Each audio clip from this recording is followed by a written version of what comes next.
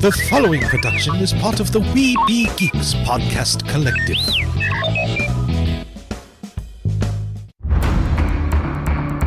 From days long ago, from uncharted regions of the universe, comes a legend.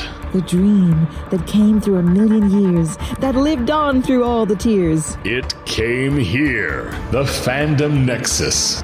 Fabulous secret powers were revealed to our host as he plugged in his microphone.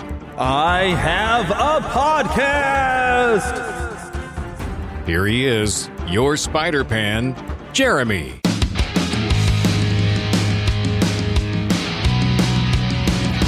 Yeah, see, Philip's about to throw up his rock fist. Oh, he's twirling the mic. He's twirling the mustache.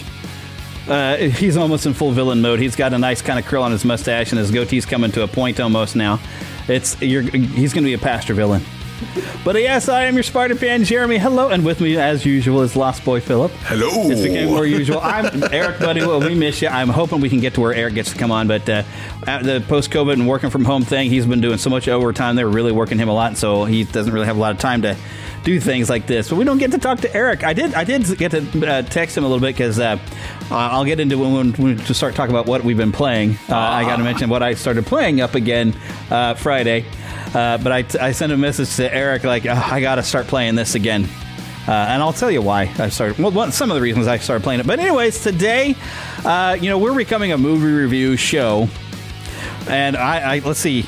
I guess technically this would have been a movie, but it's more of a documentary. But I'm going to talk about it. There's a lot of television, Book of Boba Fett, Cobra Kai. There's been a Harry Potter anniversary. I've actually got some interesting news to talk about this week. And we have, of course, some awesome trailers, even for some television. Something of course, I think I've mentioned it's coming back, but we finally got to look at something that's coming back that I hope is going to be good. But I got to see a lot of movies this week, including Free Guy. We just got through watching. Yes. Also, Ron's Gone Wrong, Venom, and Let There Be Carnage. I've been doing a lot of movie watching. So we're basically going to talk a lot of TV and movies, like usual, and a lot of nostalgia. In fact, we've been discussing some commercials as we were going, and some of the great commercials that we remember as a kid, and we still remember. That's right. But yeah, I feel like I need to keep previewing the show as long as the music's going, like we're previewing. But there's the music end, so now we get to actually just chat stuff. And this is going to play right into Street Gang, but because we were playing. Because, Philip had noticed I have a collection of glasses. I mean, and glass glasses from like the 80s and whatnot. But one of them, there I was taking a breath. The drinking glasses. Well, yeah, you would have drink them out when we were younger. We would drink out of, but now I do not drink out of these. Collector's glasses. I do have 3 that are kind of faded of the Great Muppet Caper, and I use those when I'm drinking a fun drink like my eggnog or whatnot. He noticed that I have a glass with Goofy on it from Mickey's Christmas Carol. And now he was looking on his phone on Hardee's, had those plush, and I know it's post-Christmas now, but they had this little plush for $1.99 over at Hardee's. And he found the ad for them. And we were hoping maybe, because I don't know where the glass came from. It might have been Hardee's had glasses at some point as well, but I don't recall them. I don't know where this glass came from, but I found it in a thrift store of some sort, because that's where antique stores, thrift stores, I get all kinds of glasses. And we were confused because on the cup it says 1982. It's probably when they made it. But but it is. In truth, the movie came out in, I want to say 83. I could be wrong on that. I'm going to look it up. Yeah, because I know it when they put it out in theaters, it was in front of a movie. Yeah, it was either that or it was the film itself, because I know they had a Mickey's Christmas Carol, and I think came out and had cartoons with it. At least that's how they brought it out on video. When they put it on video, yeah. And so, but they frequently do that. And so, and I remember when I was at the movie theater seeing other things. In fact, I believe it was Christmas Story I went out and saw. I remember they had the movie poster, and they had that, and we did go see it. And I remember seeing it like that, but I remember mostly seeing it at home when we rented it, and boy, did we want that. We wanted it so badly to own it. And man, I tell you true, I don't think I'll be arrested for saying it now, but at the time, we had stores that were like video stores. Yeah. Video Express, Video Exchange. You used to rent VCRs back in the days, too. We had well, this time we had more than one VCR. And when you had a pair of VCRs, things happen. We were able to watch it every year. But anyway, the point is that we were one of the things we did do. They showed it on TV. Yeah, and, Disney Channel's where I first saw it. And we saw it on TV. I don't remember what station, of course. I can't say it was CBS. It might have been, or NBC or whatever. But they showed it, and they had it be an hour long. My father would sit there. And this is long before you had the controllers to it that were like remote control. So you had this little wire, and he would lay in the middle of the floor, lay in the middle of the floor. Yes. And he would sit there, and he would, basically just click and hold it until the commercial came back on. And I really appreciate him doing all that, though, because the great thing is, it's humorous. What we were talking about, it's so humorous is that through all those years, there's something that's fun though when we'd mess up and not cut out the commercial. Because then you get those commercials for years. I even on YouTube sometimes I sit and with people who've collected when they had videotapes from shows. They get all those commercials. They'll put them up on a YouTube for like a half hour, an hour of just old commercials, and they'll put what it's year. Fun. It's amazing what you'll watch. It is. It's fun. Well, here's what it is. We talk about the sentimentality. That's one reason why people do collect toys. Oh, yes. People collect toys and other things. And nostalgia. Folks, the nostalgia is the reason why people collect He-Man and Star Wars. Well, people our age, why we do it. Well, yes. But it's not just because this stuff is fun. It's because suddenly they're 7 again. Yeah. Suddenly they're at that age and they remember the way it was. For instance, and those that are parents, that's when they love to share it with their kids. Like, oh, I love this when I was a kid, and their eyes would light up when their kids get into this stuff. With you, it's like your nephews. When you get your nephews into it, you love that. If they were your own kids, you'd be doing the exact same thing, and that's what parents feel like. It's like, not only am I 7 years old again because I'm having something in my hand I had when I was 7, but now you're passing on to your kid, and you feel like, oh, I can sit and play with my kids. Well, I'll tell you, with He-Man. I think it was yesterday or the day before. I got something I'd ordered because I collect some of the Masters of the Universe. I received Stinkor. Now, folks, I still have Stinkor, the original. Now, one of his arms is missing, but he doesn't stink anymore. No, he doesn't stink anymore. Poor guy. He can't live up to his namesake. But anyway. Kidding. The new one, I didn't realize they were going to make him stink again. And I saw that this stinks just like the old one. It has the same pictures and everything. So what's so great about it is I look and I open it up, and I waited till my nephew was around, and we opened it up together, and he goes, "Oh, the whiff when it first comes out." I heard so it's rough. But he loved it. He hated it, and it's that same feeling I had because the moment I smelled it, I suddenly brought back so many memories. Like the corners of my mind. Yes, loved it. And that's the way I feel whenever I see something of Hardee's or something from way back when. I suddenly remember the commercials and where I was and everything. Yeah.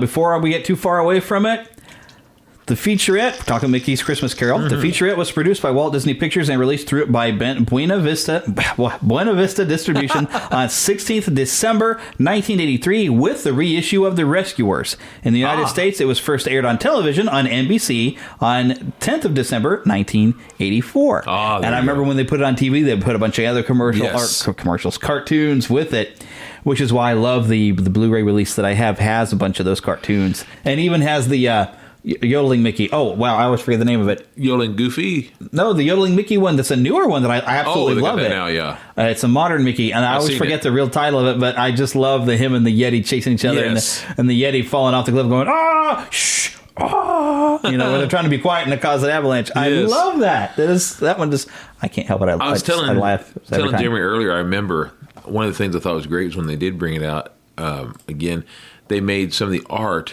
to go with all those cartoons that are very similar to the art that you have on the movie of Mickey's Christmas Carol. On that videotape and stuff. They have to go right along with it, where it's got that special paper. What do we call that? I think when they aired it on TV, they did it that way too. Yeah, that's right. Yeah. Because they didn't show the full openings of it; they just would roll straight into the cartoon. That's right. Oh man, I'd love to have a copy of that or something. To just roll it in. I love what I have, but it would be nice to have that VHS tape and just watch it go in there. And I got to tell you, there was something about every year when I go to start wrapping up gifts, I'd have to Listen to that. Yeah. Opening. Da, da, da, da, da, da. Yes. I love that. That's a great little tune. And to tell you the truth, And here we are. We're still talking Christmas. Well, we are, but I'm only far into 10 minutes into the show in the middle of January. This is kind of embarrassing, but it's true anyway. I'm going to say. Well, what a better time to tell the entire world than. Yes, it's very embarrassing. Fact is when I used to sit there and think of that song. This is when I was a kid. I started to miss this, especially when I would go right back into school. And I start missing my family because, I would just get back from Christmas vacation. And I start thinking of Christmas times and all. And that song would start going through my head. And we'd be on the way on the school bus. And I'd be going back and I'd be hearing that song in my head. I'd be looking out the window and I'd almost start crying. And then you start singing it. Oh, what in my head. And I'd be like, oh, so I had to go back home. Yeah, I don't want to go to school. I want to go home. Yeah. I got to go home. Oh, yeah, I'm sick. But my lips hurt really bad. But yeah, see, all this, how we remember commercials when we were kids. Yes. Plays really big into, I'm just going to dive in here. What have you been watching? First thing I've put on my list. Normally I would do like one thing, but we had multiple things and we both watched and we can review some things. I watched a little documentary called Street Gang. This, I forgot what the subtitle is, but this is how we all got to Sesame Street. Oh, cool. And it's about the origins of Sesame Street. Now, the fun thing is, they were noticing, and how the show kind of comes to be, is they noticed that a lot of the inner city kids weren't doing as well in school, that they weren't, when they'd start kindergarten, they would be behind some of the other kids somehow. And then they get in first grade and they're about 1 year behind. It took them a while to kind of catch up. And they thought, well, we need to have something educational on TV, but there's a lot of educational TV, and somehow it's not working. But they were trying to reach those inner city kids, which is why it's set in an inner city street. But what they noticed, kids could not. Maybe they didn't know their alphabet getting into kindergarten or whatever, but they could sing and they use an example of a Budweiser commercial with a song. They could remember that 30-second ad that they saw on TV, but they couldn't remember that they learned anything. So the idea of how that when they formed the Children's Television Workshop, they thought, what we need to do is a series of bits that are like commercials that are somehow catchy. And that's how you're going to remember your numbers and your alphabet. Which is why also they brought in somebody who was making a lot of commercials right there with some little puppets that he called Muppets. So they called in Mr. Jim Henson and say, hey, you know how to make commercials that are catchy and fun. So they brought him in, and then I forgot the name of the music writer, but this is the same songwriter who wrote all those great catchy songs in Sesame Street, but also his most famous song he'll ever have, probably. It's not easy being green. So that's the thing. Like, this is the guy who wrote that song. It's awesome. And it was so great seeing all this come together and how Williams. It came together. Is it Andy Williams? No, it's not. It wasn't Andy Williams. He was a guy I had never even heard of before. But he wrote all those songs on Sesame Street back in the day. Awesome. So I thought it was really, really great. It was a really fun documentary. It's kind of neat to see how it all came together. Now, of course, this is some behind the scenes, and as squeaky clean as that show was, that doesn't mean everybody on there was. Although I did have to laugh because you have even Carol Spinney before he'd passed away. He's there with Oscar. It's like, yeah, Carol got all the money and I didn't get nothing. That blank. Yeah. So, Oscar calls Carol Spinney a name, a fatherless kind of name, know, so you know what I'm saying. But there's some ornery bits. There was even a little ornery bit where they have Oscar the Grouch. He's like supposed to be reading fan mail and then he kind of cusses a thing, but there's really not a lot of language. Oscar can get away with it. Yeah. But of course they weren't doing it. We're recording the show. It's behind the scenes, but they'd play around with their little puppets. But what's great about that is when you have a character, you can kind of do a lot of things as the character and get away with things. Even though you're joking, you can get away with things as a character. That was like another thing. Alf. I was watching a thing on YouTube. I did too. I sent it to where the guy, Paul Fusco, would make apparently sexual innuendos towards the older daughter. I forgot the name.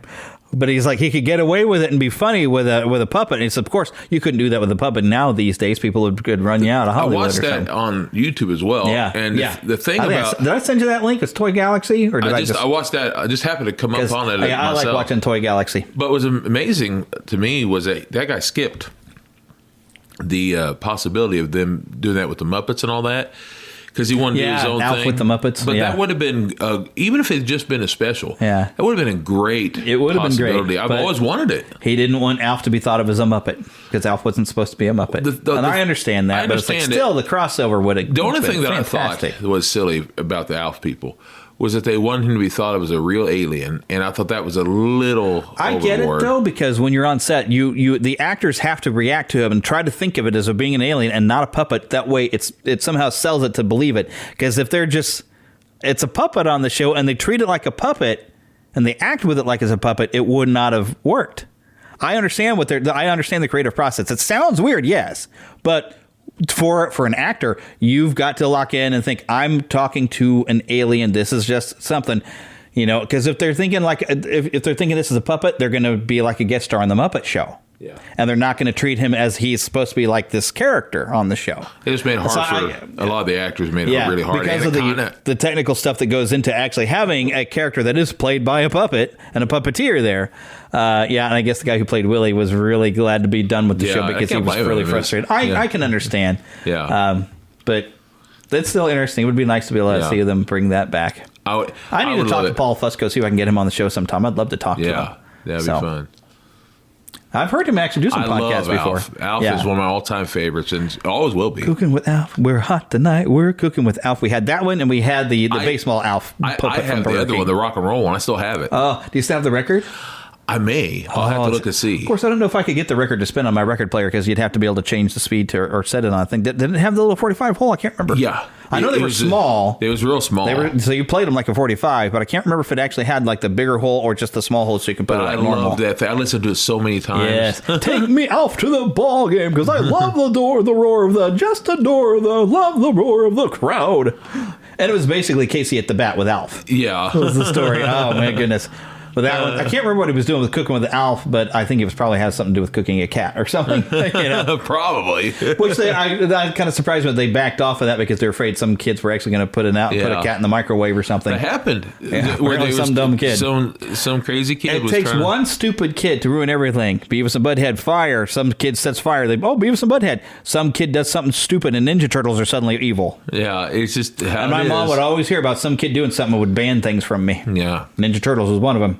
I don't know. She tried to keep me from the Ninja Turtles. It didn't work. Did not work. So, sorry, Mama. I was corrupted already. But Street Gang, I actually do have to recommend. I thought it was great. It brought back a lot of memories of the 80s, especially when they would play the dun dun dun dun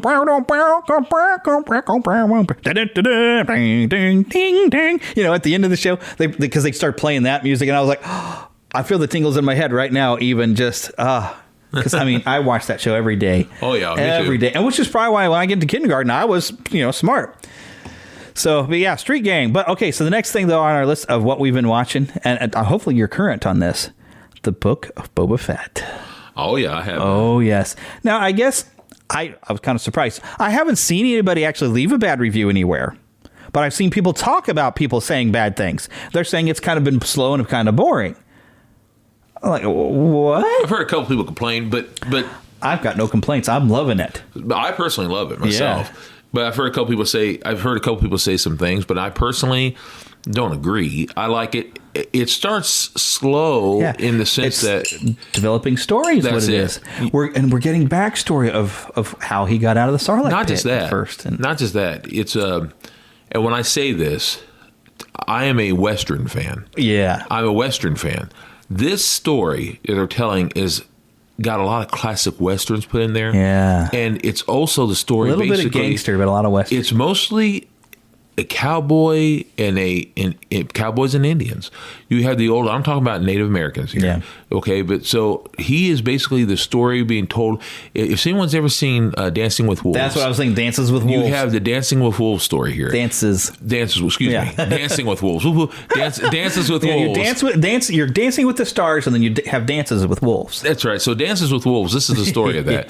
He was the without spoiling too much for anybody who has been hesitated or was wait. some people might be waiting to binge the entire season with stuff. So be careful. I was going to tell the story of Dances with Wolves in a sense. If you haven't watched that, it came out in 1990. I've seen Dances with Wolves. I know, but if you give away that story, you're actually kind of giving away Boba Fett a little bit. No, in this sense, it's just the fact that in Dances with Wolves, you had a cavalryman, a man from Civil War, who basically, even though he went out there for a while to be on with them and to take that fort, he more or less finds himself helping with the Indians and the Native Americans. So this is kind of the story that we're getting, although that's a memory. In memory, we're seeing. Yeah. So it basically is taking us of how we started with the Mandalorian, where Boba Fett came in. Picking up from there, but then giving us those flashbacks to. And it's kind of nice because I was always curious of how that would have happened. Yeah. And part of this is going back to my childhood was I used to read those stories for the comic books. And one of my favorite comic books ever, and this I believe is the Marvel days, because, probably was. I believe was. I think Marvel had it most of the time until Dark Horse got it like in the 90s. Yeah. And so when Marvel had this interesting story, I remember it to this day, where on the Sandcrawler, first of all, somehow Boba Fett, talking about in the comic book here, Boba Fett had turned on his backpack and shot himself out of the pit. And when he gets out of the pit, he crawled out and he started fighting Han Solo on top of the Sandcrawler. But as they're in the Sandcrawler, or on top of it, fighting, they were doing a fight one on the other. The Sandcrawler goes back into the pit and Han jumps off and Boba Fett still goes in again. No. So that's how it ended. But it was a very awesome issue. Yeah. But we got a much more dramatic, I'd say, crawling out. Awesome. And it's hard to say how long he'd been in there because he was in there long enough that a stormtrooper had died with him. But, it was gross and disgusting. We'd see him inside the Sarlacc pit. I know. Yeah, but getting to see that and, all the scars he has on his body, we kind of understand, because he was partially digested, I guess, maybe a little bit. Well, you can see that stuff. If it hadn't been for without the armor and all that in him. Yeah, the armor must have protected. Didn't protect the stormtrooper, but the armor never seems to save them. Well, you have to wonder if the stormtrooper wasn't already dead. Yeah, he probably was. Yeah. He probably was been killed. And Boba Fett, though, he just kind of accidentally went in. Yeah. So he was alive when he went in there. That'd have been a terrible death if he hadn't gotten out. Yeah. But it just shows how clever he is. But it's dramatic getting out. But then he gets out and then he's on Tatooine, so there's Jawas to deal with. There's Tusken Raiders to deal with. And I don't want to say too much more because I don't want to spoil it. I don't want to say anything. But it's good storytelling. This is Jon Favreau and Dave Filoni. These are the two names you need for a Star Wars series. Brilliant. If with those two names alone, it's going to be good. Yeah. I'm loving it. They have never let me down, and with their series stuff, though, I'm enjoying it. I can't wait for next Wednesday. I want to check it out. The makeup work on him. He look. I almost feel in pain for him when I'm watching him because he looks so painful. Like he's been through so much stuff. I don't know because they've never told, and unless they do flashbacks, and I don't know. I don't know how Boba Fett got that scarred looking, and I don't. I think a lot of it might have been inside that Sarlacc. Well. He was that. That's true. Plus, he's been. You don't earn that reputation without going through some serious stuff. Yeah. He spent a long time as a bounty hunter, and So I wonder if they're ever going to. He's almost like a Star Wars version of Batman. Yeah, I'm wondering if they're ever going to tell us how he got all scarred up and messed up, and because that's the thing. It gets those side stories of his youth. It looks like make it important. Looks like almost his entire body's been through lava or something. He looks terrible. Well, which to me, because he looks like he's been through lava, I'd call that those stomach acids. That could be. Because he was being slowly digested, which would have taken a period over 1,000 years. Of course, they could be making it a mystery so that if they ever want to put other stories in there. Yeah, they could. They could dive into some youthful stuff. Who knows? Yeah, that'd be fun. But I find it very interesting that he's sleeping in a Bacta tank. Yes. Like he's still trying to recover his body after all this time. I was like, man. But yet in no way is he weak, and he's laying down the law. But we were getting all these interesting little side characters of the twin huts. I probably shouldn't have said that, but I feel like I'm spoiling stuff. Lots of new characters coming in. This is that criminal underworld of Star Wars that people have been asking for decades. They wanted to see, which I was actually thinking because we were watching. I don't think we have any good guys really in this. Yeah, because even the good people are criminals. Yeah. But I was watching, the 7th and 8th Harry Potter film, mainly the 7th one, but you get Mundungus Fletcher, and it kind of got me thinking, J.K. Rowling could maybe give us what's the criminal underbelly of wizardry like. Ooh. Could you imagine some of the stuff people that, because we know, okay, dark wizards, but there would have to be a more subtle level instead of just dark wizards. And we, a Fantastic Beasts, we do get kind of a speakeasy going on. We get to see that. So, I mean, I could see, a little bit more attention given to maybe the criminal underground of the wizarding world. I'd kind of like to see some more stuff like that. It might be good. But the thing is it would be interesting to see that evil versus evil, which is it's almost, I'm trying to think of what show it was, where all these terrible bad guys versus bad guys. Which Chaotic bad guy evil versus lawful evil. Yes. Which is the bad guy that you... Hello, my D&D I think it was... I think it was that movie with Mel Gibson that time, where he was playing basically a bad guy. I think it was Payback, where it was no good guy. I only saw that once. The only part of it I remember is him going with finger gunning at somebody he just really didn't like anyway. It was a good movie. It's just like, I want to kill you, but I'm not to, because he was trying to go straight, or wasn't he? When he's trying to... Yeah, well, not really. The original version was the best for me. The director's cut I didn't care for as much, but... man, Mel Gibson was great in that movie. It's like everybody was bad. Everybody. Yeah. He just wanted his money back. And kind of John Wick, everybody's bad. Yeah. What I love about that movie, I'm talking about Payback, what I love about that movie was he just wanted his money back. And what's great was people kept assuming he wanted more money back than he really did. Oh. He's like, he kept correcting them. No, I just want this much. And they're like, what? He goes, I got suits that are worth more than that, man. he's like, I just want. That's what was great is he just wanted a little bit of money that he had earned. He didn't care about all that. He was just wanting what was right, quote unquote. Yeah, right. What he stole, right. So the other thing I have, I got a couple other things on the list, but the next thing on the list, this is how we spent our New Year's Eve. We marathoned. Now, I tried to get this planned where we started at exactly the right time. We could watch all of Cobra Kai season 4 and ended at midnight. It didn't quite work out perfectly. We ended up till like 2 o'clock in the morning. Watching Cobra Kai. At least 1:30. Yeah. I got home after 2 after I had to drive you home because Philip's not allowed to drive yet. So Cobra Kai season 4 though. Woo! Now, of course, I do. I bet if you're interested in this, you've probably already binged it. But oh my goodness, I mean, and I don't the dynamic that we were excited to see is, and the question is, could Daniel and Johnny work together and teach together?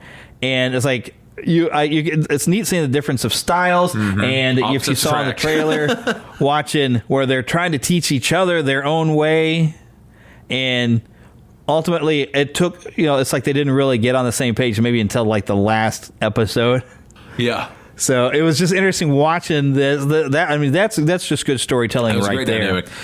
And then, of course, seeing how sinister Cobra Kai could be, and bringing back a villain, probably the craziest villain. But they even gave you a reason for why he acted so crazy over the top, overboard. Yeah, with just one little line of him being on a lot of cocaine. Like, yep. Karate Kid 3 was hard to handle. And too hard to handle, too cold to hold. That's right. Anyway, that's a different 1989 film. But anyway, the fact is at least it wasn't the next Karate Kid. that Karate Kid movie, it was hard to handle because that villain act is so ridiculous. Yeah. But then in this, when you find out he was supposed to be like on cocaine or whatever, you're like, oh, that one line made it like, of course he was. Somewhat believable. But, Martin Cove. I love Martin Cove. I wanted to meet him so bad last year. I didn't get to go to the Comic-Con. Yeah. If we ever get a chance, I want to meet him. I want to get my picture with him. I love Martin Cove. He makes a good bad guy. I tell you, I've always loved him. I loved him on Rambo. Yeah. He was just great. Small part. But oh, man, he was so great. Everything I've ever seen him on, I just love that guy. Yeah. He's so great, man. He's just the best. And I forgot the name of the actor who plays Terry Silver, but how he's great. He'd gotten that perfect tone, but yet still had everything of Silver of just being that perfect con man, liar, master manipulator, because you didn't know when you could trust. It's like, is he being legit? Because when you first come back to him, he's tried to, clean up his life, and Kreese is just like, this ain't you. He seems so calm and cool. And then you realize he's playing people the whole time. When you bring him back, you brought back the Viper, man. Yeah, and he gets this look. He just pulls his head down and just tilts it in a way, and his eyes get this look with this almost this grin. Yeah, he's so it's like, sinister. You sure you want me type of thing? And you're like, ooh. Yeah. It's like you have no idea, Kreese, of who the real evil between the two of us can be. So I think even Kreese started to regret, like, what have I done? Because suddenly you could tell Kreese had this thing, like, I don't feel like I'm in control anymore, and he would rebel. And Terry was just like, yes, I knew you were going to rebel at this, but I'm still, pulling the strings, baby. Mm-hmm. Oh, such a great season, and I'm looking forward to season 5. Me too. Yeah, if you haven't watched it, you totally got to. Yeah. And if you haven't watched any of Cobra Kai and you're a fan of the Karate Kid movies, what are you waiting for? Get on Netflix, man. Oh my goodness. And do not worry if you start watching, you think, see, they turned everything backward. No. It comes right back. Dan is still the good guy. So is the others. But they work it out. As he did in the movies. He makes mistakes. Everybody does. Mm-hmm. But what's great is they work it out. Yeah. They work it out. They tried to show that Johnny can do some good things.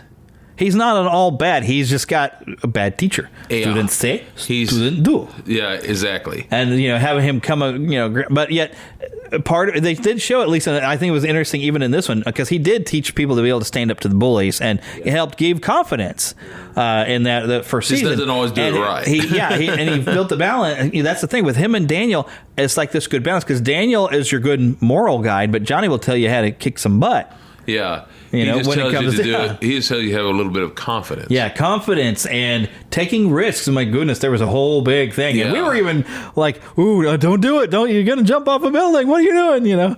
But, the way he presented it was he's not doing it for some random crazy thing. He had a good reasoning of why he was, trying to teach this. Doesn't always have a good delivery about it. Right. He's not the speech maker that Miyagi would be, but he's got reasons of what he's trying to teach. He teaches by crazy example, and his methods might seem extreme, but his results speak that he's got something going on. But Miyagi was the same way in a sense. I mean, he's asking you to wax the car and sand the deck, sand the floor, and then also paint the house. And you're like, well, he's trying to take advantage of this kid. Yeah, he seemed that way, but it didn't seem near as extreme as Johnny, though. No, Johnny. But he had weird ways of teaching something. Yeah, and you're like, well, this is not right. And then when you go through another viewpoint, you're like, oh, wait a minute. Yeah, he's trying to teach this kid. Yeah. Oh, and if you've been watching this show and you've been concerned about Daniel's little jerk spoiled son, finally get that dealt with. Yeah. Yeah. I don't want to say no more, but yeah, boy, he had a pretty good story arc there. That kind of disappears for a few episodes, then it comes back, and then almost a sad story arc with one kid that you just love this kid when you meet him, and then you see what happens and how he gets corrupted. Kind of like Hawk. We kind of liked when he was Dimitri. It's like, he's a good kid, and then when he became Hawk, it's like, oh, dude, he almost went too far. But it's nice to have seen Hawk become more Dimitri again, but yet still have what was the confidence. What shows me is just how great those actors really are. Yeah. They can make you love them, hate them in a split second. Yeah, they really got a good cast. I say hate them, but you know what I mean. Yeah. It's like, oh, man, I can't stand that you're doing that. Oh, and for the Disney connection, now I forgot her name, but she plays Tori. Apparently, I saw something on YouTube. I said, well, let me just see what this is about. And she, I guess, grew up as a child actress on the Disney Channel on some show. She had she had to dye her hair blonde, and she was talking about at one point she even tried to dye her eyebrows to match the hair, and she's like, it's like my eyebrows disappeared. It was not a good idea. So, dude, but she grew up as a child actress on a Disney Channel show. Cute. Now, if anybody knows what show, send us an email or something. podcast@neverlandpodcast.com. I could have looked it up, but I didn't. So, all right. But all right, the next thing on our thing, and okay, now we were talking Star Wars a little bit before. Now I'm remembering. See, this is how getting older feels. When we got into 1997, and oh my goodness, 20 years of Star Wars. Wow, 20 years. That's a long time. You know what we should do? I was 20 at the time. You know what we should do for the 20th anniversary? George Lucas should add all sorts of special editions and almost ruin the film. Anyway, go ahead. Now, he did a lot of good stuff, too, as well as some stuff that's like, go ahead. It's a mixed bag, but it felt like it was such a long time.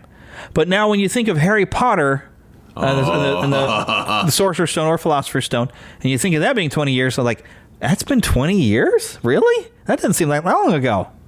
Heck, I even looked it up. The last Harry Potter film, I mean, not talking Fantastic Beasts, the Harry Potter Deathly Hallows Part 2 was 10 years ago. Already, It's been 10 years. It doesn't seem like that long. No. But that's what it's like to get older, folks. Yeah, you blink. You blink, and 10 years have gone by. Yeah. But I remember when I was younger, when I was just turning 20 when Star Wars was. Yeah. And I was like, man, 20 years, that's so long ago. Yeah. Now it's like blinking over, because now, I mean, we got 40 years. Yeah. Over 40 years of Star Wars. Yep. But now if Harry Potter has 20 years, and so HBO Max has a really fun, I don't know if I'd call it documentary. I think it's a special. It's a special. Yeah, it's a special where they come together and talk, and it's a reunion. But what I kind of wanted to see a little bit is, I love how the Fresh Prince of Bel-Air reunion and the Friends reunion was done. I kind of thought it was going to be like that. And we do get to see some footage of, it looks like they brought a bunch of the cast all together and recreated the Yule Ball and let the cast have a reunion. And we get to see some view of that. Yeah. But they don't have any of the, everybody's having private conversations. We don't get to hear that. What we did get is when they'd set like certain little groups down on couches in the common room or in Gringotts and let them talk and ask each other questions, which was still great. Yeah. The one thing I noticed, if you've seen the special features on the DVDs or Blu-ray sets, you know a lot of the information they're going to go over, but there was also a few new things that got brought in that made it worth it. Like, I had no idea that Emma Watson and Tom Felton had almost kind of a little crush, that maybe it came off, and maybe that's why there's some people who were shipping Hermione and Draco for some stupid reason. Yeah. But maybe because like they kind of felt a little bit, the actors, maybe it was coming through to some, because I mainly I've seen women who have been like Hermione and Draco. Maybe they felt it, because women are very more, they're more emotionally intelligent than we men are. They're more acute to that, yeah. Yeah, they're going to notice that kind of thing, and I think maybe they picked up on something, and that's where that fanness came from. That's my only guess I have with that. But I thought, well, that was interesting. Nothing, they never went out or whatever. Yeah. The only other thing I thought was just really, really cute is like, this was an odd thing. When Rupert Grint, Ron Weasley, for those who don't know, that's Rupert, was talking about, I'm one baby and 2 kidney stones later.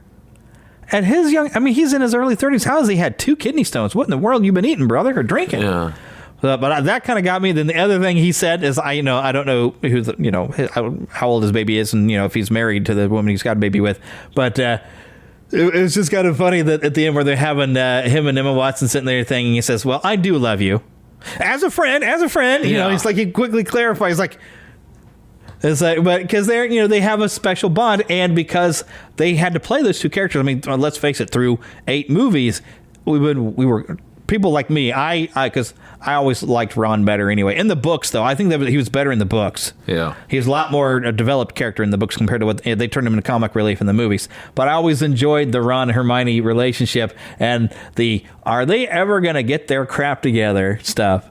I just enjoyed it throughout all the books and in the movies and everything. But them playing that and knowing that like things are kind of going that way, they kind of made them having a special kind of just bond and a friendship, even though they all feel like brother and sister because they grew up together, really.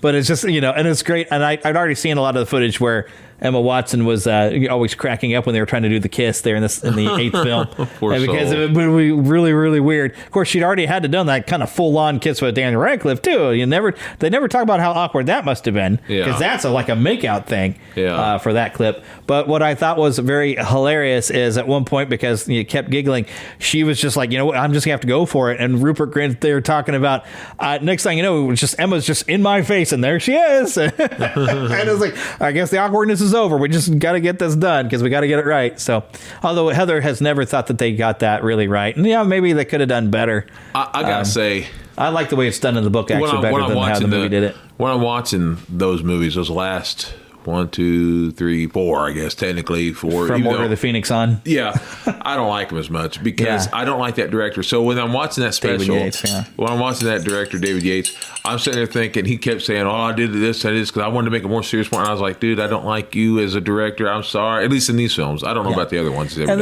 there is definitely a level of seriousness that kind of, because the series, it grows up with the students, but there was always that sense of fun that Chris Columbus captured so well in the first 2 movies. Just my my personal opinion, but I wish he had come back for the last, because to me, it would have been great.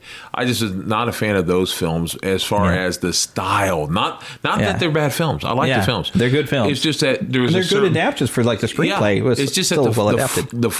Pardon the phrasing here, the flavor of it, the style. You know, it's just when you go into, plus which I love the books of those so much that when you go into those movies, it just doesn't feel the same. Yeah. You know, it just doesn't feel the same. Like, you know, when they do like a normal like a charm or whatever, there's usually nothing.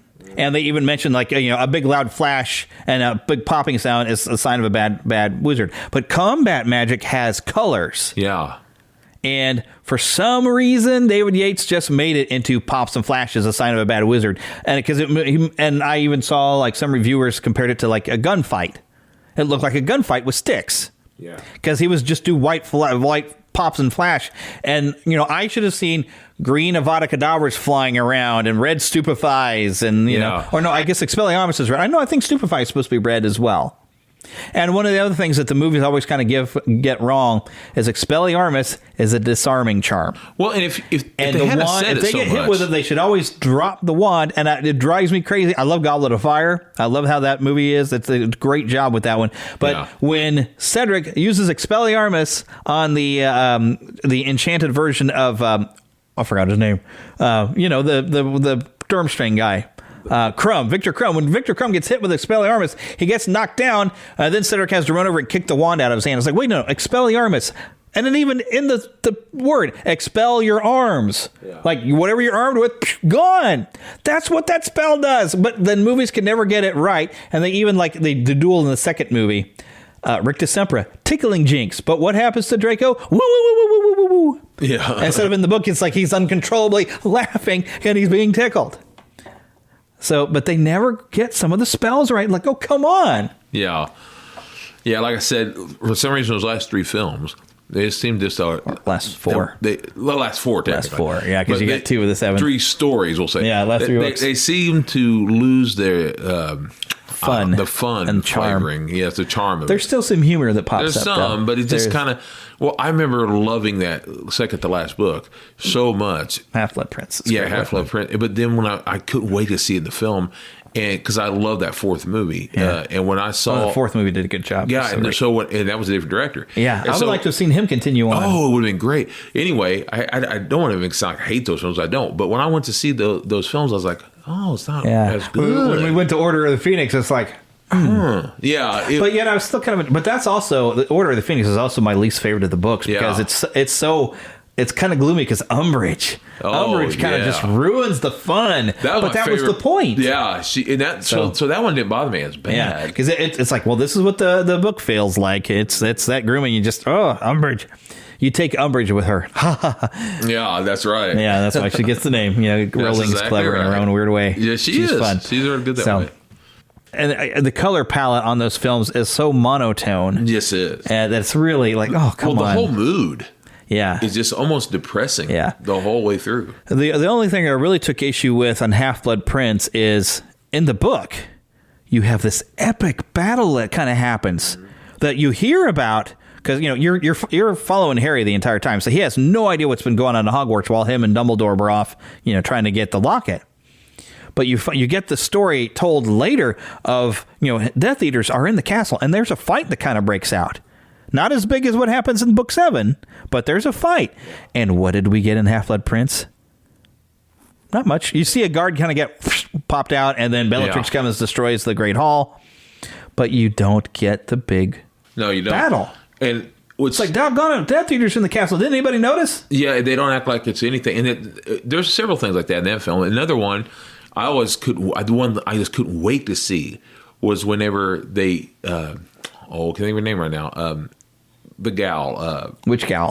the one that Ron likes. Hermione? Hermione. I don't know what to think of her name. One of the main girls there. Hermione, you know, when she gets mad at Ron and jealous of him, and she throws birds at him. Oh, yeah. And I couldn't wait to see that because in my mind, it was going to be so much fun to see those birds coming at him. Yeah. And when they do it finally, it's just a little thump. It's like three to thump, thump, thump. Not a big deal. I liked it. It's but pretty good I couldn't wait to see it because it was going to be like, you know, big old thing. It was barely anything. It's just like, poof, done. Yeah. Well, I can see in the movie they didn't want to take away from the dramatic and, of feeling Hermione's feelings. My problem to make was- it too funny of what she does to Ron. But my problem with that film... But yeah, I think He did that too much. In the movie, she sets those birds on him and they chase him out of the room, and instead of them all plump, plump, plump into a thing like that. My problem was with him is he did that too much where things that were built big in the book were just kind of like... Done. They were brought, they seemed like he kind of minimized. It's like he minimized the magic. That's it. Which, like, this is magic's kind of a key factor in these. This is about a boy wizard, okay? But yeah, it seems like the magic was toned down, and the color was removed from it. Mm-hmm. So, I took umbrage with that. Yeah, so, that sounds like I hated it. I did not hate him. And that's the unfortunate thing is they're letting him direct those Fantastic Beasts movies, and I think he's on for all of them. But I'm still enjoying the Fantastic Beasts movies. But I think we've probably already told the story of how we ended up getting to Harry Potter kind of a little late to the game and stuff. I think we've discussed that in previous episodes. So, so I just want to let that lead into what have you been playing? And here's the funny thing. After watching that 20-year anniversary, so on my Xbox 360, I've noticed that Microsoft has pulled. It's like it's not really online anymore. I don't have any connection to their network anymore on the 360, but I have old Xbox games that will still play, including I collected all but one of them Harry Potter games, really. Well, no, I didn't. I've got the Quidditch game, but I got it on a PC. Yeah. But I collected all of the Harry Potter games on the Xbox, except for the Deathly Hallows. They tried to turn it into a first-person shooter, and it wasn't any good, so I did not buy the Part 2 game. I was like, no, y'all ruined it. You took away what was fun. But this week's, I guess over the last couple weeks, I started playing Harry Potter and the Sorcerer's Stone for a little bit there, playing the old game. And I love the style of the game. It's more kind of like the artwork you'd see attached more with the books. And it's a very fun and light style. We've had a long period of time as game players, or gamers, whatever you want to call it. When you have a movie tie-in, the game is usually not known for being that good. Usually. And that's part of the thing. But it's also the technical stuff as that we moved into more of a 3D gaming. I mean, this is back, PS2 era, old Xbox era. Sure. So the transition to 3D gaming wasn't always good with how the camera worked. Sure. So it's been kind of frustrating to go back in time and play it. But yet I love some of the stuff about it, the style of it, because like I said, it feels more like the book, and they drew more story stuff from the book than they did from the movies, because of course they were making the game at the same time the movie is being made because they want to release it kind of simultaneous. Sure. But they did make some, for fans of Harry Potter, they're still just fun to play. But in a lot of ways it was perfected quite a bit with the Lego Harry Potter games. Which I platinumed the first one, but I don't think I platinumed the second one. I don't know what it is I haven't done. On the second, I probably haven't unlocked all the characters, but yeah, I mean, those Lego Harry Potter games are just great. I enjoyed a lot of the Lego games, the Star Wars, and some of the Marvel ones. We got a new Star Wars Lego game coming. Oh, I haven't seen that. Skywalker Saga. I'm not sure when it comes out. I think it's supposed to be this year. Where it's not remaking, well, it's not just putting the old games back out. It's a brand new version, it's starting from the get-go, encompassing all 9 films. Oh, good. Well, see, I could just deal with the trilogy, the original. Well, me too. But what's great about it, though, see, back then when they did it, this was before they kind of reestablished, or let's say recreated the whole Lego animation, because back then, they at the time they didn't really do much with their Lego people. Back then you had a certain Lego style, and the animation was different as far as the way that your people could be. They couldn't talk yet. Mm-hmm. Yeah, exactly. It was funnier that way. I liked it. It was like they communicated with grunts. What do they call it? Legoese or something, perhaps, I guess. Kind of like the Sims had their Simmies or Sim Talk or whatever. And I liked it. Yeah, it was funny. But at the same time, I'm talking about the creators. Felt as if they were kind of had their hands tied, and or knocked off in this sense, taken off. And it did. I mean, I know what it's like when you make your own rules. I'm an artist at times, but you make your own rules, like, well, you can't draw the nose this way, or can't make a mouth this way, you can't move. You suddenly like, oh, dang, what am I going to do? This guy's nose is a little different than mine, or whatever, and you got to do it this certain way. Well, then that makes a problem when you really can't do it. Yeah. So therefore, now you're having trouble. Yeah. For instance, let's say the Lego eyes. Okay, so they're all black or whatever, usually. They're dots, yeah. Okay, well, that's a problem whenever you have, let's say, and I'm just using this guy as an example. Let's say you do Frank Sinatra, whose eyes are known for being blue. Yes, These old blue eyes. But you do it brown, black, whatever in this case. That becomes somewhat of a problem. You can't tell him different from someone else. And it's supposed to be basically a caricature. Yeah. There's a problem. A lot of times when they're trying to make one kind of look closer to a character or an actor, they would sometimes do a little bit more than just the dark eyes. They would try to do some detail, especially with the female characters. They want to give them lashes. But for the long time, they did not do that type of thing. I'm talking about in the early days. Oh, the early days of Lego, man. Ooh. Yeah, and so now they've really... Well, early for us. I'm sure Lego predates us by quite a long time. I looked it up. But now they basically have broken their own rules, which is good. That's why I'm kind of glad they've done that, even with their Lego animation. It was what I'm talking about. They've even done that now. They're like, we can break our own rules. Doing the animated series stuff that they've done, or the cartoons, it makes more sense. They have to have some talking too. Yeah, and that's kind of what I've done with some. I'm talking about my own drawing style. I was like, why can't I break my own rules? I'm the one who made it. I can do that. And they're kind of doing the same thing. Yeah, and I really think we wouldn't have gotten so much great Lego animation. Well, computer done. I mean, granted, of course, we've had Lego movies where they actually have done it with real Legos. Sure, but even that probably would not have caught on if it wasn't for that Lego Star Wars game. Suddenly made it like, oh, here we figured out how to kind of animate and move Lego characters around, and people loved it. So they're like, we could make cartoons. It kind of, I think it was, you could see it happen. I think it was somewhat of a breaking, and it started with episode 1, 2, 3. And I'm talking about, Yeah, that first game was 1, 2, 3. Yeah, 1, 2, 3. Yeah. And, I spoiled episode 3 for myself by playing through that Did game. you really?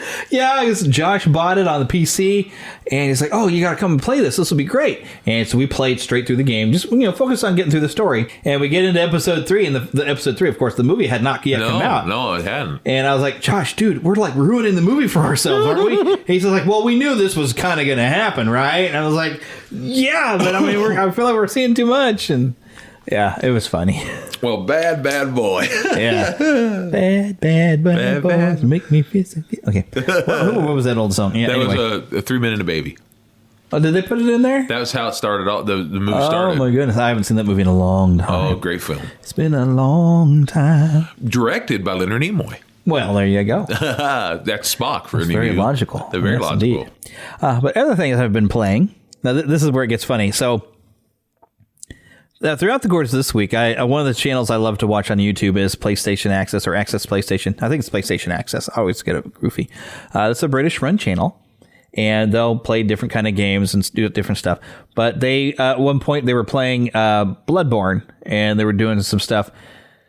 And I was sitting there kind of watching, and I was like, man, you know what? This reminds me of Jedi Fallen Order. That when it came out, people were comparing it to, they call it like the Soulsborne games. From Studios is the name of it. From Studios makes Demon Souls and Bloodborne, and now they've gotten some other ones. But they're known for being extremely difficult in combat. And when Star Wars Jedi Fallen Order came out, people were comparing it. Says, oh, this is very much game mechanic like this. And when I first started playing it, yes, it's difficult. That combat, you got to spend some time, especially when you've got a duel with one of the Inquisitors. And I got stuck on the Ninth Sister for the longest time until I lowered the difficulty level down and I got past her. But then I got stuck. I went to Dathomir, the Darth Maul's planet. Yeah. And there was this giant bat boss thing, and I was like, oh, okay. And I lost to that. I said, okay, I don't know if I remember enough to come back and do this. Well, watching those videos, like, man, yeah, I want to get through Jedi Fallen Order. Because the other thing I was seeing is they're expecting an announcement at this year's E3 for Jedi Fallen Order 2. Really? Yes, we're expecting to hear something. And it is it's a good story. It's interesting. And it is considered canon. So I was like, I'd really like to play this again. And I sent a message over to Eric because Eric has platinumed that thing. I mean, because he loved it. I know he really enjoyed it. And he cleaned out everything, collected all the items. He did it all. I was like, wow. So, and I was like, you know what? I'm going to let Eric know. So I sent a message like, I think I need to pick up Fallen Order. But I think what I'm going to have to do is I'm going to start over from the beginning. And so I did. I went back to the very beginning of the game, and I'm picking back up. But I've made it, I think, a little easier for me to deal with. It used to be when you'd want to jump and you're going to climb on something, you'd actually have to hold L2 to grab. I found a thing I could turn that off to where he'll just automatically grab it. Really? Yeah. And then I also found some ways to make it auto target lock on who I'm dueling with. Because one of the things that got problematic for me, and it still can be a problem, but I can deal with it. But you'll be fighting with maybe you've got a scout trooper and he's got, scout troopers can they got a weapon. They can brawl with you with your lightsaber. But if you get in a group of them, some other jerk will come and hit you in the back. But that will end up throwing off your my auto target thing. I was always trying to click target, change target. But now I had an auto target. I can get in and I can bat. Oh, hey, you bat, and I can mix it up, which you kind of need to do because there are times where you have, I love the where in newer Star Wars stuff, they developed that there were very specific troopers set in making sure they could exterminate Jedi.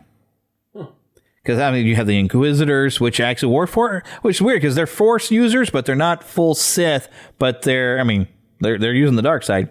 So it's interesting. But they also had hand-to-hand trained guys with the right kind of weapons that were pretty much fighting kind of like the guards for Grievous, General Grievous. But they have guys that have weapons similar to his guard droids, right? So, but you got to get down and you're going to have to fight, and it's going to take you a little time with those guys. And that's where it gets annoying when you have some pesky stormtrooper back there going, ha ha, poo, poo, trying to pick off. But, if you get it right and if you can hear that shot coming, you can beer right back at them, and it's really fun. It's really satisfying to reflect shots back at stormtroopers. But especially, I love the amount of character they threw into the stormtroopers, where some of them are terrified of a Jedi. They're not trained for this. They're like, he's gonna kill us all, or they'll be, if they get one hit on you, like, I got him, guys, come on, I got him, before you kill them, But there's so much good stuff to that game within the combat, but it's a challenge. But I feel like I'm doing a little better this time because I'm coming in a little smarter, and I found a couple exploits. This is not my job. I can hear the stormtrooper. This is not my job. I don't get paid for this. I don't get paid to kill Jedi. I'll get too old for this. Yeah, because these are not clone troopers that are like uber warriors. These are, I've heard say that some stormtroopers that seemed like they just kind of picked some of the ruffians off the street and trained them up and gave them a blaster. Yeah, and that's where they got their stormtroopers. But I found some exploits. I got smart. So, all right, this doesn't work in a typical role-playing game where you build experience and you level up. This has, you gain like certain experience and you earn skill points. Then you spend skill points on developing new skills and new abilities. Kind of like the Spider-Man PS4 games. You have that. And I thought, okay, you have these meditation circles. These are your save points. When you meditate, you save your game. You have the choice to use your skill points and level up at that point. You also, if you choose to rest, that means you get all your health back. You regain all your force power. You strengthen up. You get your BD1, your little droid guy, gets a new complement of stim packs to toss to you so you can heal yourself. Everything gets reset. But what it also does is respawn every enemy you've killed. Oh. Which can be problematic. And so it makes you hesitate, like, do I really want to rest because everything will be back? But if you find the right spot, and there was a spot in one of these temples where there's these automaton droids that are guarding this tomb that you're kind of raiding, I guess, because that's part of the story of the game. And I found a spot where it was just me and this automaton, and I've mastered. I knew how to take him out quick. So I was like, oh, meditation circle, automaton. I go back, I rest, he comes back. He's worth quite a bit of experience. Kill, rest, kill, rest, kill, rest. Listen to you. I did that a few times, and I built up some skills. So I have not gotten to that ninth sister that would cost me so much trouble. But when I get to her, she's in for a ride because I'm more leveled up than I was before. Listen to And you. I've even learned, because one of the things I think Chris that I used to work with at the radio station had mentioned, it's like, what really helped me in that is get your saber throw. So I'm making sure I'm picking my skills that lead up to getting my so that's saber a skill, throw. labor throw. I Yes, see. your saber throw. Well, the cool thing about how they did this is your character Cal, he was a Padawan, and in the years since the Purge, where his master was killed, he's still kind of got his connection to the Force, but he's sort of lost it. He's not using it, and it's one of those things where it's kind of, we learned in Star Wars lore that if they don't spend time in the Force, like as Obi-Wan did, Obi-Wan was a lot weaker by the time he fought Vader. And so this is a later Jedi master named Cal. No, Cal is not a master. His master's killed. Cal is your character. He was a Padawan at the time of the Purge, and his master was killed. So he's kind of not really used much of the Force, so he's forgotten a lot. And they use that as a thing when he gets in a situation and something's happening. Suddenly you go into a flashback scene where his master that's cool. taught him that skill, and then he remembers his skill. But then after he's remembered his skill, as you now are going to spend points, you get to develop that skill and make him more powerful at it. So when he learns to slow time, I can make his slowing things down faster. When he learns to push, when he learns to pull, you can make those more powerful as you go. And you can also gain and add new combat skills. And it's like he's remembering everything he was trained. It's really cool the way they do it. I can imagine a Cal, Jedi Cal. There ain't not be much power, but it's all I got. Yeah, and it gets stronger throughout the game. And I think Eric was the one who's told me, says it's a rough and it's a struggle for a long time. But as you get closer to the end of the game, and Cal is all powerful, he's a full powered Jedi again. He's awesome. Yeah. So I'm waiting to get to that point. What's fun about this is the actor who motion captured for Cal and was a voice, and even the model for him. If you watched Gotham, he was the guy who I think they did bring him back eventually as he was the Joker, but he was kind of this Joker character. Really? That popped up that you were like, is this the guy that's going to become the Joker? Oh, I remember that. And he's a great actor, but it's entirely different. Of course, the character of Cal that he's playing in this one. But I remember seeing, I think it was a Star Wars Celebration where when they were talking about this game, they had him come out and how excited he was about this whole thing. He's like, I'm getting to be a Jedi in a game, in a canon Star Wars story. Cal looks just like the actor. It's really neat. That's great. So I've been back and playing, and I've been getting back into it because it is a really interesting story. What's it called again? Jedi Fallen Order on PS4. You know what? When I finish it, I'll bring it over to you sometime. You can I try it. almost bought it the other day because it's on sale for pretty cheap. I may have to do that. Yeah. My good pal. Hello, my good pal Seth has been telling me about it for years. Oh yeah, and he told me that I would love it. Yeah, it's tough though. He told me, but he said it was definitely a a different style of game than what you usually will play, because you mainly play those wrestling games. Well, I play several things. That's my favorite. Yeah. And I don't know how far, because I tried to get you into Final Fantasy VII Remake, but I think playing through that, and I nearly half platinumed that one. There's only just a couple of little melee things that I didn't do. Star Wars would get me more into something probably than Final Fantasy. Because I got good at the combat and in Final Fantasy VII Remake, I was ready for Fallen Order, man. I feel like I'm back. So I'm really looking forward to you talking about wrestling. I'm really looking forward to here in March. Yeah, I believe it is, when they're bringing out the new game. I've been waiting for. Yes, I've been waiting for that for so long. As far as what I've been playing lately, you just asked me earlier. Still playing Jurassic Evolution. I played some of that, and I was playing. I went back to playing some of Miles Morales with my nephew. He's been having a good time with that. The Spider-Man game. Yeah, Spider-Man. That's been a lot of fun with him, and he's a sweet kid. But we play certain games like that. It's a lot of fun. Yeah, so that's what I've been playing. And I'm looking forward to. I think I might have mentioned the last show. Now that I'm working, I've got a full written budget, and if I say, I got to tell a funny story, and plus that's also something cool to mention. Out of every time I get paid, I get $50. My wife gets $50 that we put into a savings, and we can spend it on whatever we want. That keeps you from going hog wild crazy when you're like, I just got to have stuff. Now I'm like, oh, I can have that, but let me save for it. And you learn to get patient again. Yeah, you got to think. Well, my plan is this average is about $100 a month. So in about 6-7 months, I should have enough to get myself a PS5, and that's when I want to play Miles Morales, because I'm going to wait until I have a good system for it. But so what happened to me this week, and I've already told Philip this story. I was on Instagram or whatever, and of course you get ads, but I got a Walmart ad.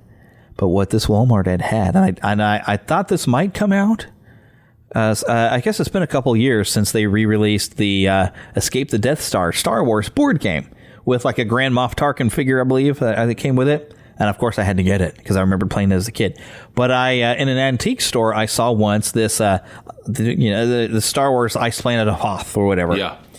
But I didn't know if it would have all the pieces, and I would pay a lot for an original copy of it. But I saw in this Walmart ad the re-release for like $19 and so many cents, and it's got like an exclusive Luke Skywalker, Kenner style Luke Skywalker in his pilot gear or whatever, Hoth stuff. So I was like, well, I have to get it. But here's where it gets funny. So I'm going to order it online because I'll tell you the clever thing I did with all this too. I'm going to order this thing online, but in order to get free shipping, I need to spend $35. And I'm like, okay, well, the game is not even quite 20. Now with tax, it's like 20, but I said, well, I need to find something else to add on there. So I started looking for some Masters of the Universe, and I was telling you this earlier. I was like, can I get that Orko Origins figure? No, that's sold out. I looked at a Scareglow, looked at a not Man at Arms, but Manny Faces. All these Masters of the Universe Origins, which Walmart I don't think is going to be carrying anymore. I think Target would be the place. So I was like, okay, I guess I won't get myself another figure. But oh look, Ghostbusters Afterlife. I can pre-order that for $24.95 right now. So I had that pre-order in there. So overall, of the $50 I had, I spent $48 and some change. But, worth it. So here I am. I'm all gung-ho like, I'm going to save up my money. I'm going to get my PS5. And then I just already spent my $50 pretty much right out of the gate. But by next week, I will have that Star Wars game and it'll be totally worth it. Plus, I wanted to get Ghostbusters Afterlife anyway. So it works out. But I thought it's just funny that I go into the effort. But here's where I was smart.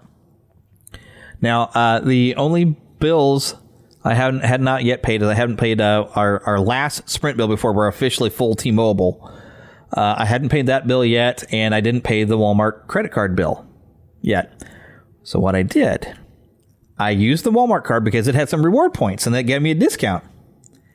I used the Walmart credit card to order my stuff, and then I took from my savings account and I paid the Walmart credit card, which ended up paying the payment that I had to pay for the month anyway. So I'm like, I killed two birds, one stone. So I was pretty proud of myself. I found a way to cleverly allocate money and still get what I wanted, which should hopefully, the game should arrive this week.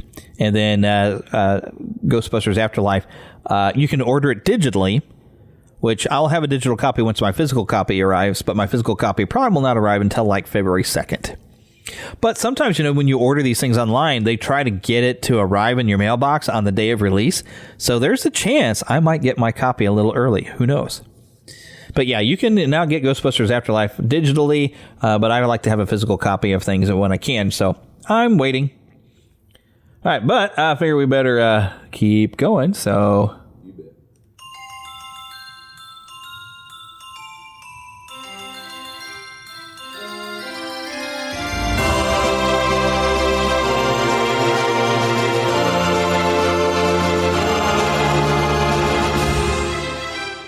Spanning the Disney and geek universe to bring you the best in comics, toys, movies, and entertainment.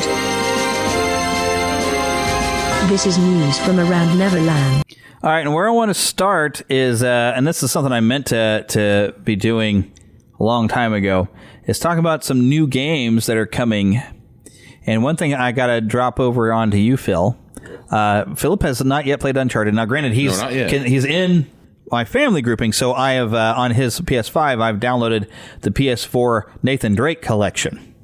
But January 28th, Uncharted Legacy of Thieves collection comes out on PS5, and I believe this is going to have every Uncharted game, including Uncharted 4, which was fantastic, and even I think it's called The Lost Legacy, where it focuses on the character of Chloe, which we do see in the trailers.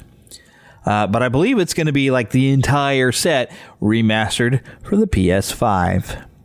Awesome. So that will be coming up on the 28th. Pokemon Legends Arceus, whatever. It's coming to the Switch on January 28th as well, for those of you who like Pokemon.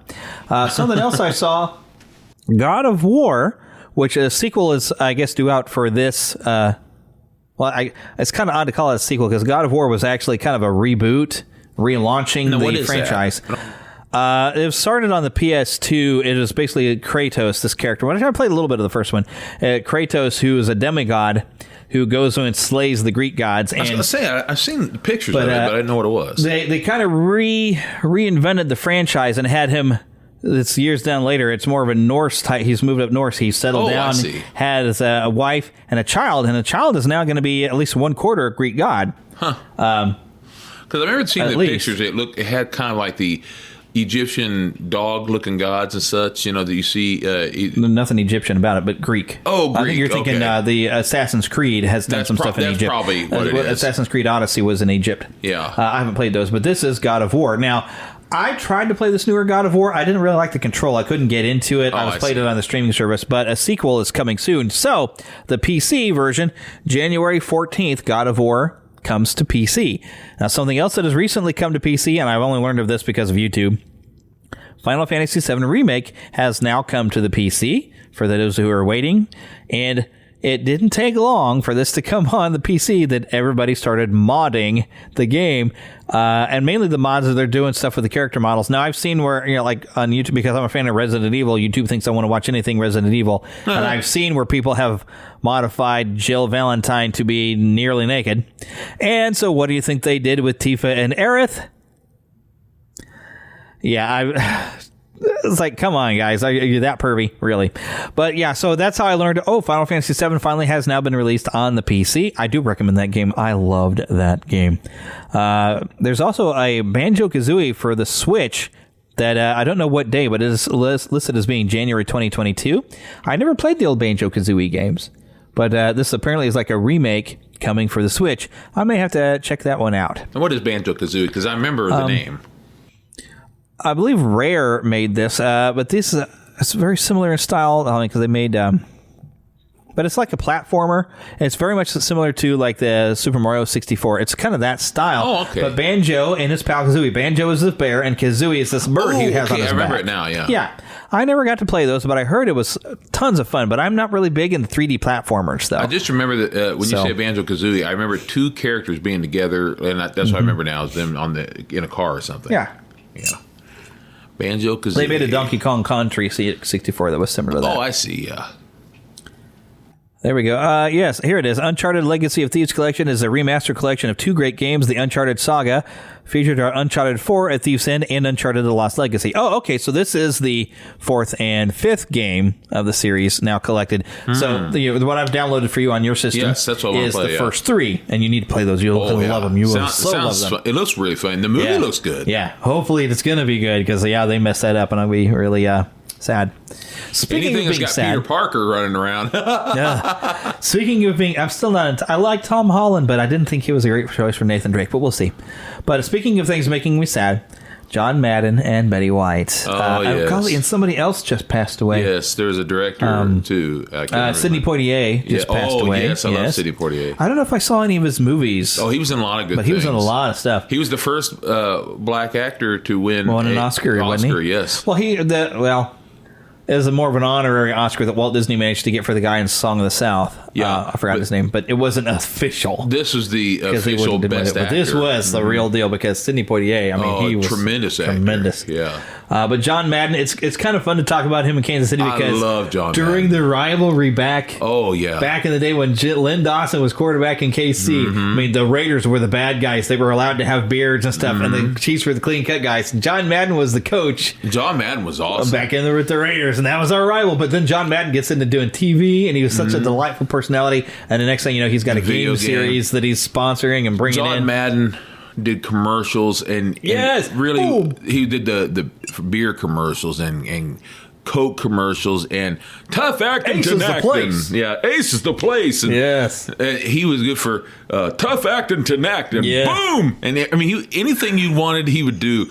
And I was surprised he didn't do Ritz crackers. The guy would do anything. I can almost imagine nothing crunches like a Ritz. I can imagine doing. I'm surprised they didn't get Harrison Ford to do Ritz after that Regarding Henry movie. Ritz. But really though, I could see John Madden almost commercial or anything. If you really want to crunch in the morning, nothing like Captain Crunch. I can almost see him doing anything. I love John Madden. He's one of my all-time favorites. And that one comedian would never have had the career that he has without being able to do the spot on John Madden. Oh, he's perfect. I cannot think of his name all of a sudden. Me either, but he's so funny. He's that guy. great at, if you have John Madden, you always have to have a marker going this way and that way and do X's and O's and then back in triangles. And I've been watching, YouTube's got so many tributes to John Madden, and they have those clips where he's just marking up. Yeah. But he'd be commenting on the coolers, on the sidelines and stuff. He's just so great at it. He's like, a Papa Bear, a Mama Bear, and then you got a Baby Bear over here. He's so great. He's circling coolers on the sidelines. Yeah. Talking about, yes. Oh, my goodness. He's just so great. He was something. Oh, I love him. He was really special.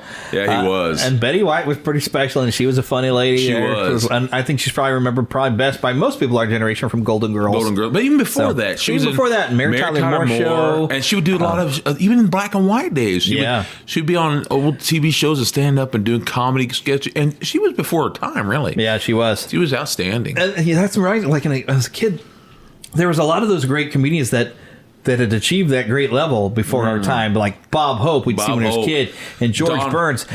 Don Rickle, because he was this...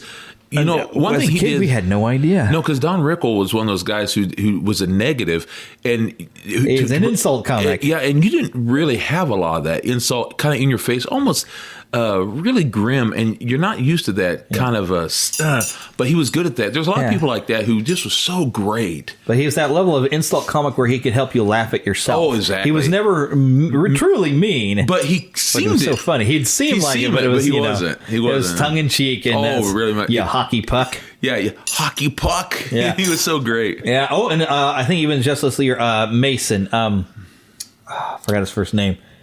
Oh, well, when he talked like that, that aardvark was based off of. I was just one guy. I was apparently just he passed away watching this past year. One guy that I was just watching the other day who was great in his day, and that was Rodney Dangerfield. Oh my gosh! Hey, ugly! I'm telling you, ugly! I walk into a doctor's office and they say, "Hey, where'd you leave your face?" and stuff like that. Yeah. It's just so great. Rodney was a great one, but yeah. So Betty White, another one of the great funny people. Yeah, she's gone, but you know what? She's gone.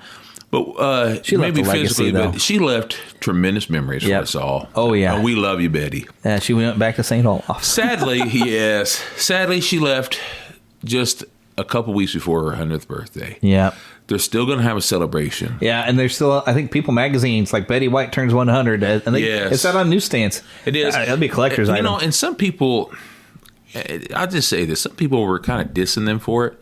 So how could they help that? Yeah, they were ready to go to print. They were excited about it. And they did it. The day she died, they already had them out. Yeah. Some people were like, oh, they should have known better for it. How would they know better? How do you know that she was going to pass? They're not God. Yeah, only the Lord knew for certain. Yeah. But that being said, only your Undertaker knows for sure. Quoting the Joker here. Yes, indeed. But the fact of the matter is we're not mocking her death. We're just saying that we love you. We're always going to love you. It becomes a celebration of her life. Yeah, it's exactly right. People will always love her, and that's the thing is, unfortunately, she didn't have any children. And because her one and only love passed away years ago, and she couldn't marry again because she loved him so much. Well, that happens. And, I get it. Yeah, I know people that exactly the same way, where they love him so much they can't even think about marrying again. And it's not because it's wrong to do so, but in their mind it is because they love that person. Yeah. They don't even like the thought. Can't of it. imagine it. No. Yeah. That's something. But I need to move on to some news here. Another news story. Something I didn't know was coming. Well, I should have expected. Welcome to a world where mystery and discovery meet at the click of a brick. And heroes wear a poltergust.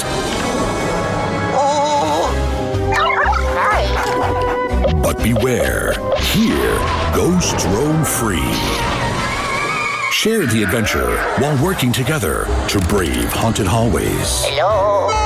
And discover hidden treasures, frightening enemies, and save ghost-nap friends from a terrible fate. There's no time to waste. Discover a frightfully fun adventure with Lego Super Mario Luigi's Mansion sets. Lego Luigi Starter Course and other sets sold separately. Batteries not included. Now, this is going to be expensive because a couple of years ago, they put out a Super Mario Brothers where you had Mario, and it's electronic. You put batteries in it, so he makes noises, and he would even keep score. So you could play along. You could create your own Super Mario levels, and you could stomp Goombas and hit like the question blocks, and it would make sounds. Just adorably fun set to play with. And so now, finally, Luigi gets a Luigi's Mansion set. And right now, it says 3 new Lego sets inspired by Luigi's Mansion, including Luigi's Mansion Haunt and Seek expansion set, $80. Ooh. Luigi's Mansion Lab and Poltergust expansion set, $24.99, and Luigi's Mansion Entryway expansion set, $39.99. The new Lego sets also feature familiar characters such as King Boo, Toad, Professor E. Gadd, Bogmire, and Polterpup. Now, I also Polterpup, yeah. I expect these are also going to interact probably with the Mario set. I bet you could play together. I would be surprised. Wouldn't be surprised at all. That would be fun, and maybe even. I don't know how all the programming works, but it would be fun because I think part of Luigi's Mansion is Mario had went into the mansion and disappeared. Yeah, I remember. And so I haven't actually gotten to play much. I know there's a GameCube. I think there's a handheld, and there's one for the Switch, Luigi's Mansion 3. And I would like to get that sometime, too. Because Luigi is the Ghostbuster of the Mario world with his Poltergust. So I would like to play with that. And this is very tempting for me, but $80, that's the thing. Lego is so expensive that you really have to be a Lego collector and really want to get this stuff if you're going to go after it. Because wow. I like the look of Legos, talking about the characters, not so much the blocks and all that, but it's just not my thing. But I like I know some people who have Lego wannabe things, and they give them to me as far as the little character things. Yeah. But as far as the blocks and all that, it's just too expensive for me personally. Yeah, that's just my thing. $80 for Lego is a lot. For me. That's a lot for me. And I want my PS5, but it's yeah. That's just me. Yeah, but I mean, these are really, really cool. I will definitely say that. And if I had the money to be a Lego collector, I probably would collect a lot of different sets. I'd have those Harry Potter sets. I'd build Hogwarts. I don't think I have enough patience. And to be truthful, and this is, you all don't know me, but I don't feel one of my hands very well because of some of the surgery stuff I've been through. Yeah. I don't have the nerves to feel it all.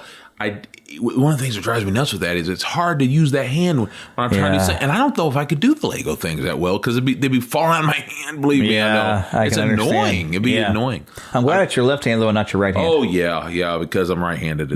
And believe me, because even playing games, I've said this before, but I'll be trying to, like, let's say the wrestling games, that's one I like the most. I try to do that, and I'll find my characters running in circles and things, and I'm like, what's going on? What's the game's broken? I looked at, and I'm like, oh no, I couldn't feel that I have a finger pushed on the running button, and I didn't know it. Goodness. Because it's on the little trigger, like L2 or whatever, and I got a PS5.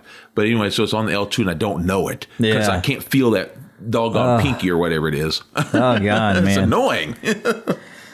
Yeah, don't have brain surgeries if you can help it, kids. But do if it saves your life. Yeah, but I know if it saves your life. Thank you, Lord God. Yeah. Next thing, this is exciting. New Toys R Us in New Jersey is open. Oh, yay! They expect to have a new store in the UK sometime this year. There's also a website up at ToysRUs.com that you can order some toys. Oh, good. Now, is Jeffrey back? The draft? Well, yeah, I mean, in his own capacity. Somebody bought the basically the rights or whatever of Toys R Us and has managed to reopen the store. And it's been a while coming because they've been trying to get them back, and I think they've even tried to buy the name and everything of KB Toy Store to try to put that back. I was going to say the other day, you were talking about the commercials earlier. I was watching some old commercials, and they had the KB Toys commercials, and I saw that.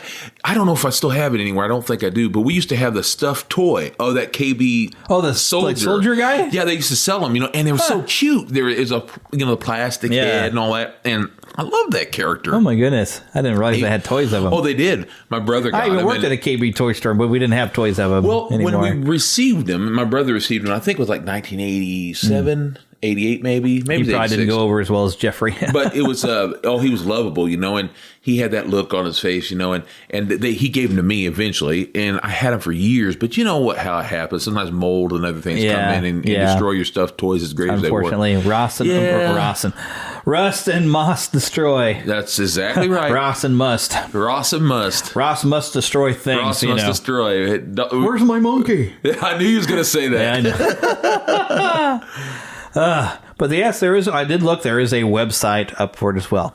Wonderful.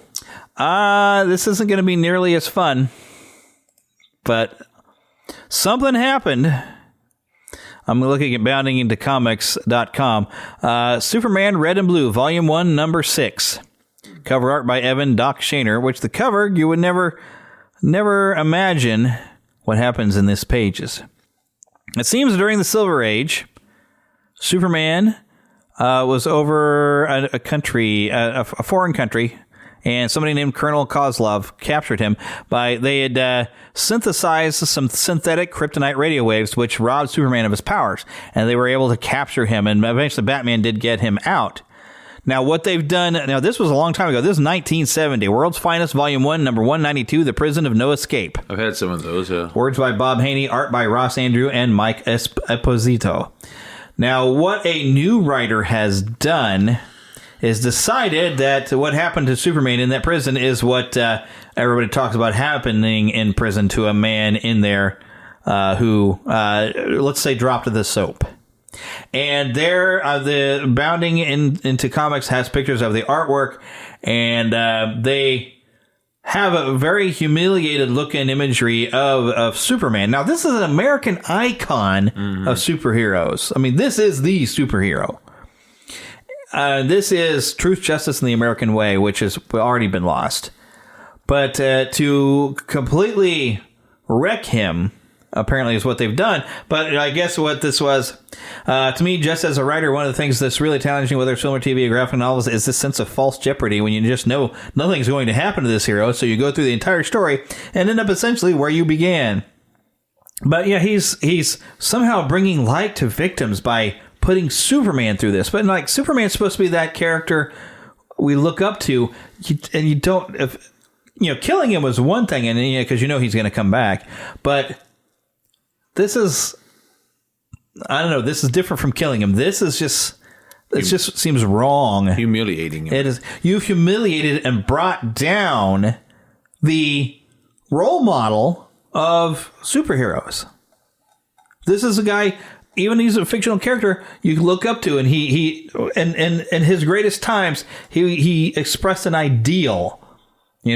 Back in the Christopher Reeve days, there was like, they could be a great people, Kal-El. They wish to be. They only need light to show them the way.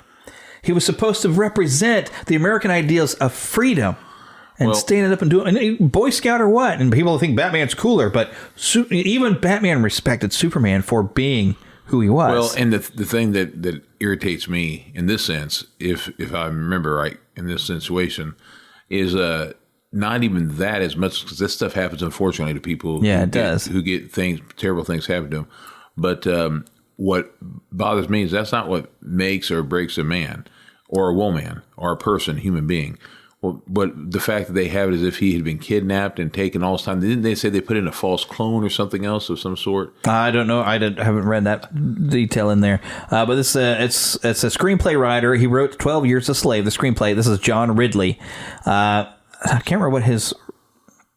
But I guess he's been making rounds on social media talking about what he's doing. And it's a Soviet... this is where both Superman and Batman were held prisoner in a death camp run by the state's Soviet dictator, Colonel Kozlov. So, it was before, I'm sure in the 70s, they were trying to make a look at, communism and what was going on in Russia and the Soviet Union at the time. I think they were taking a look. I mean, this is right at the tail end of the 60s and the Red Scare, as you would call it. That was the original intent of looking in on this. And eventually Batman finds a way to escape because Batman, that's what he does. He'll find a way out, and he helps Superman get out. Now, one thing that is very interesting... Now, this was a kind of an interesting story with the Injustice storyline when the Joker tricked Superman into killing Lois and blowing up Metropolis, seeing Superman lose it and kill. The one thing that doing it in an alternate universe is one thing, but doing it in the main DC universe is probably not a good idea. But we have a moment taken from this thing where he's meeting with Kozlov. And as Clark Kent, he's interviewing Kozlov, and Kozlov is supposed to be expressing remorse over, all the things he did when he was a Soviet dictator or whatever. And Clark has this vision fantasy of him heat visioning and murdering Kozlov right there at the table. Which, now, I don't know if you would say Superman has ever really been tempted to go that far. I think Batman is more likely to ever be tempted to cross that line.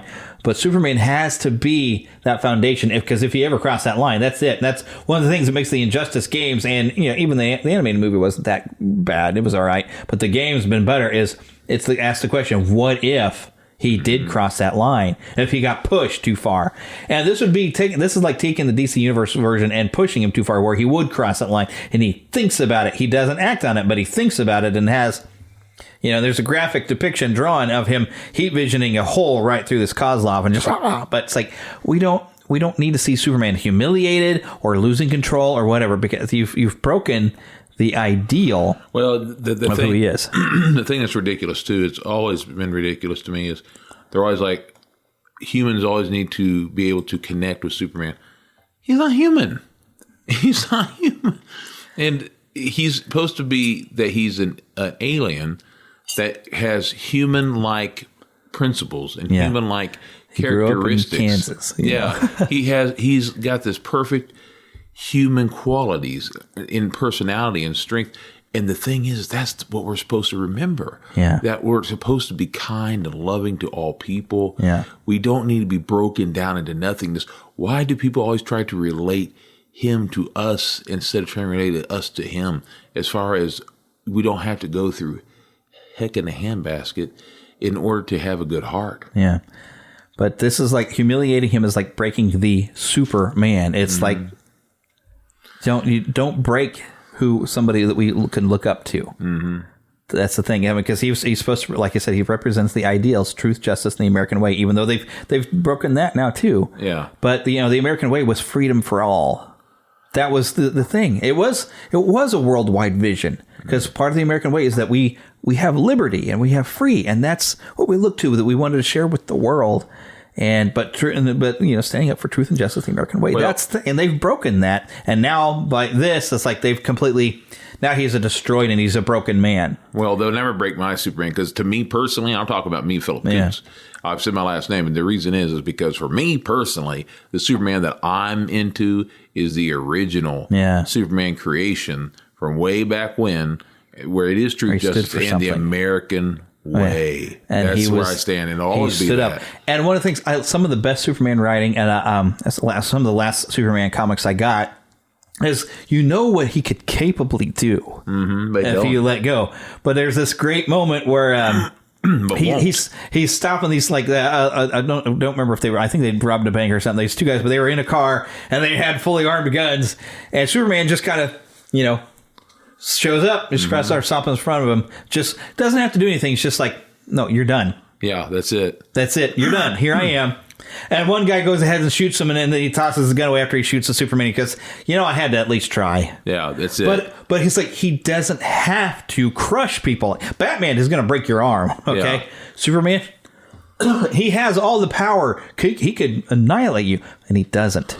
He doesn't use force if he doesn't have to. That's right. Which is even something was great about the classic He-Man and the Masters of the Universe that was pretty brilliant in its own way, is He-Man didn't use force that he didn't have to. Exactly. He's the most powerful man in the universe, but he didn't break people in the old days. He used his head and he used his strength, but he used it in smart ways. But they were teaching us as children to look for better ways. Exactly. We were learning. It was such a great cartoon back in the day. A few years back, I'm sad about this, but a few years back, I had some people that kept on literally physically hitting me. And when they kept hitting me, I would turn my head. Every time they go to hit me, I turned my head, and I turned it again and again. And they kept saying, are you going to hit me back? I said, no, I'm not going to hit you back. And then they tried to hit me again, and I caught their hand. And they said, ow, you're trying to hurt me. I said, no, I'm not trying to hurt you. I'm stopping you. Exactly. Yeah. You see, the thing is it takes more of a man, and by that I'm talking about more of a good human being. Mankind. Yeah. It takes more one to not do what you want to do than to do what you want to do. Just because you can beat them up doesn't give you the right to. That's right. Remember, with great power comes great responsibility. Just because you can doesn't mean you should. Right. to quote a little bit of Jeff Goldblum in there. Little Jurassic Park, little Spider-Man, Uncle Ben, but that's all of it. But that's the thing. Just because you can. Now, you need to probably be able to protect yourself because you might have to save your own life. That's different. And that's a whole different situation than someone who's just kind of being a jerk and trying to start some stuff. Mm-hmm. And in fact, even when I was taking karate classes in college, we did have a 3-strike kind of thing where the idea, if we got in a situation and somebody's just attacking, we had ways we could take control of the situation, maybe bring them down to the ground, but we're not going to hurt you. I mean, you're going to feel a little pain, but we're not not hurting you. But you do that enough times where they get the idea, no. Incidentally, and if they don't learn by the third time, that's when you knock their butt out. But you do it quick. Even as a pastor, I'll tell you this. You are to turn the other cheek. That doesn't mean you're supposed to keep turning your other cheek like a punching bag. God doesn't want that.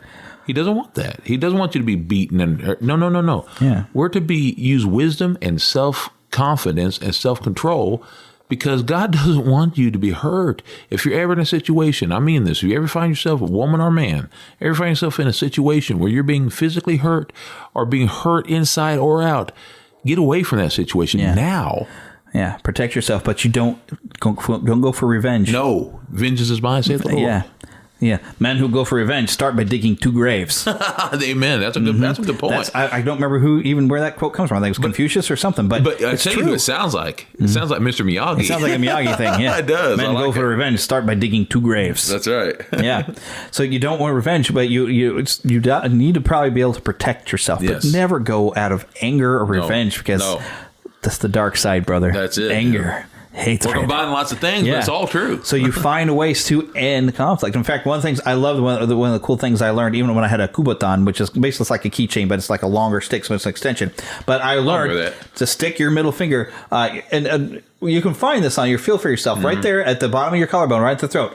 If you can stick your hand out and have that finger right there and stiffen that arm up, they can't come any closer.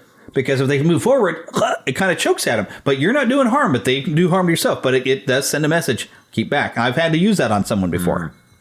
So, but it's where I don't want to have to hurt you. But and that's one of the things we learn in karate classes. We let somebody's going to learn, I have the potential to hurt you, but I'm choosing not to. Now, but I'm going to give you 3 chances before I'm going to have to take you completely out. Yeah.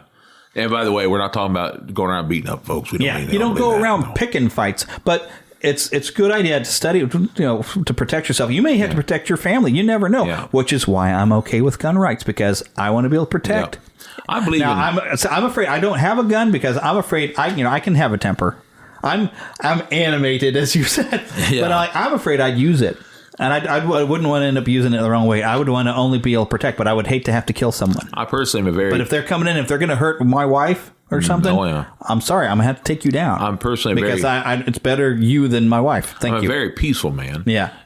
You may not know this about me, but I am a very peaceful man, very loving man. At the same time, I love my folk. And I'll always do what I can to protect them. Heck, even if I don't know a person, I will protect. Me too. I will protect. And be careful, because it may be dressed like Superman, Spider-Man, whatever. And you won't like that. That'll look so silly. And heck, I had it. I don't want to get into the whole situation, but I had a situation even just this past year that I had. I didn't have to become physical and everything. Thank God. But I had to step up and says, no, it's this. Sometimes the abuse doesn't have to be physical. No, that somebody's inflicting, but I had to put a stop to it. Sure.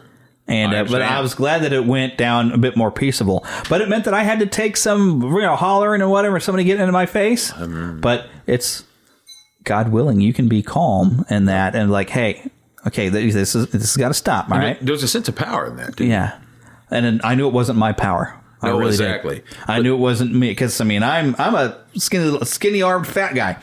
So, but that's the thing is when you talk about turn the other cheek. One thing that I've heard pointed out, never told you to back down when you're doing the right thing.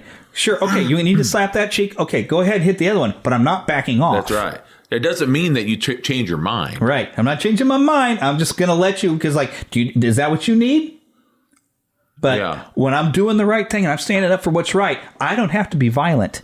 Now, a lot of people could learn from that because there was a lot of stuff that people were trying to do what they thought was the right thing and they went to violent means. That's not the way to do it. Nope. When you do right, you just have to stand and say, no, this I'm not going to move. No, you move. That's right. Captain America. Amen.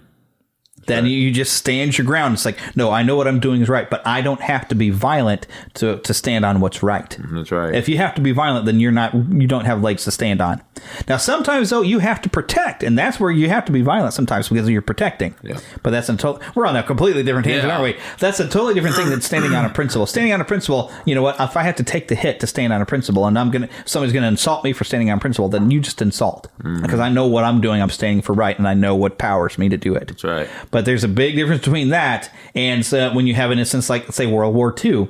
The world is under threat and danger. That's when, we need to go to war. We have to stop this. We're in defense anyway. So you have to learn that there is a time and place for a violent attack. That's right. But most of the time, it's not necessary. But there are times. There are times. But anyways, I'm going to tangent. We're teaching. It's my fault. This is a fun show. I think it's my fault. I think I somehow got it going. I don't even know how. But this is a show. But that's Superman. Yeah, that's right. Superman. That's what it was. All the potential in the world to crush, and he doesn't do it. That's it. And I love what Superman Returns may not have been a great Superman movie. No. But that moment where he's stopping like these, these might have been Big Roberts again. I still love the movie, but I love the moment where he's got the guy that's got the fully automatic Gatling gun. And Superman's just walking up to him, and the guy finally just gives that up, pulls out the gun, shoots the Superman right in the eye, and Superman's just like, "Are we done?" Yeah. He could have taken that guy apart, but he doesn't. That's right. But he stops you, so you're going to jail, but I don't have to maim you. So that's one of the things. And even when they do crossover with Superman and Batman, I think it's part of the Hush first storyline. When he's rescuing this kid from Killer Croc, he's like, well, Clark would have probably something nice to say, and maybe they'd be better off with Clark, but they didn't get Clark. They got me. Yeah. Because Batman has a completely different way he does things, but he's also living in a very different city. But he, because Batman will break your arm. Superman will just by the time you're done with Superman might even have a good talk to you. Mm-hmm. I've seen stuff where he had there was a new villain in some Superman comics where Superman's like, hey, I don't know why you're doing this, but look, believe me, I can and I will stop you. Yeah. But let's... But how this ends up to you type of thing. Why are you doing what you're doing? Because let's talk this out. Because there's still a chance to change course. But just know this. I can and I will stop you. Like one of my favorite Superman lines that's in cartoons and in that Injustice game when Superman would enter, "This ends now." That's right. That is Superman. And one of my favorite, there's several times where Superman, Batman, people always talk about Batman can destroy Superman. Let me tell you something. There's been several times where it's happened where Batman got mad and went to punch and hurt his hand because he punched Superman. Superman turned with the punch. He goes, "You just better be glad I turned with it." Yeah. And otherwise, he goes, I would have broke yours. He goes, "Thank goodness." So he looks through his hand and sees. He goes, "Thank goodness," because it didn't break any of your bones. And he's like, yeah. That's why I was like, oh, no, he could destroy him in a second flat. But he doesn't. And it's one of the things I just love about Kal-El. That's Superman's real name. Yeah. Kal-El. In case you didn't know. Yeah, in case you didn't know. Yeah, he's great that way. He could, but he doesn't. He doesn't do it. Because he cares enough. And that's what we can learn from. Yeah. I love the real Superman. And, oh, golly, even there's something I was watching this week where and it's an old movie where most people probably didn't know the quote of great power and great responsibility. Oh, Teen Wolf. Yes. They showed a clip out of Teen Wolf. It's where he's telling him, it's like, well, you're going to have a lot of power there. I want to call him Marty, but it wasn't Marty in Teen Wolf, but it was still Michael J. Fox. It was like, you have an awful lot of power, but with that power comes a greater responsibility. I'm like, somebody totally ripped off Stan Lee, man. Oh, sure. But it's I knew where that come from, but every time I watch Teen Wolf and they have that little conversation. But it's and that goes for everybody. Everybody has some sort of level of power and talent, but you have a responsibility. And Superman was that icon. And by disgracing Superman, they've kind of disgraced a lot of what he stands for. Yeah, that's right. So should not have been done. But I want to get moving. I have one other thing I wanted to kind of pick out. This was Mark Brooks posted this to his Twitter page. He apparently does work for Marvel, but he listed this out. Step 1, find a problem that's small or doesn't exist at all. Step 2, make the problem seem massive and all-encompassing. Step 3, convince simple people of said massive problem. Step 4, propose that you have the only solution to the problem you created. And Step 5, profit. That is, I forgot the comics writer. He's one of the leading names of what they call the Comics Gate. Because he's pointing out that there's more people interested in an agenda or social justice than they are in writing a good story or creating good characters. And he says, well, there's the playbook right here. And you start with a problem that's small or doesn't exist at all. Make it a big problem. Get those simple-minded to think that you're the solution to it. And they do this in the world. You see this happening. The only thing is step 5, profit, not working. But they're not learning. And when this guy was even looking in, and he's got a YouTube video. I forgot. It's but he's a 20-year veteran of comics. He used to work at DC before starting his own company. But somebody left the comment pointing out where it's like one of the things that thought was a problem that, there's a bunch of women. Like 46% of the readers of comics are women. We better get more women writers. And somebody in the comments pointed out, well, this 46% of women readers didn't seem to need more women in comics. They were enjoying it as it was. You didn't really need to change anything. Having more women writers is fine, but you hired a bunch of people with an agenda and not because they're good writing talents of telling a good story.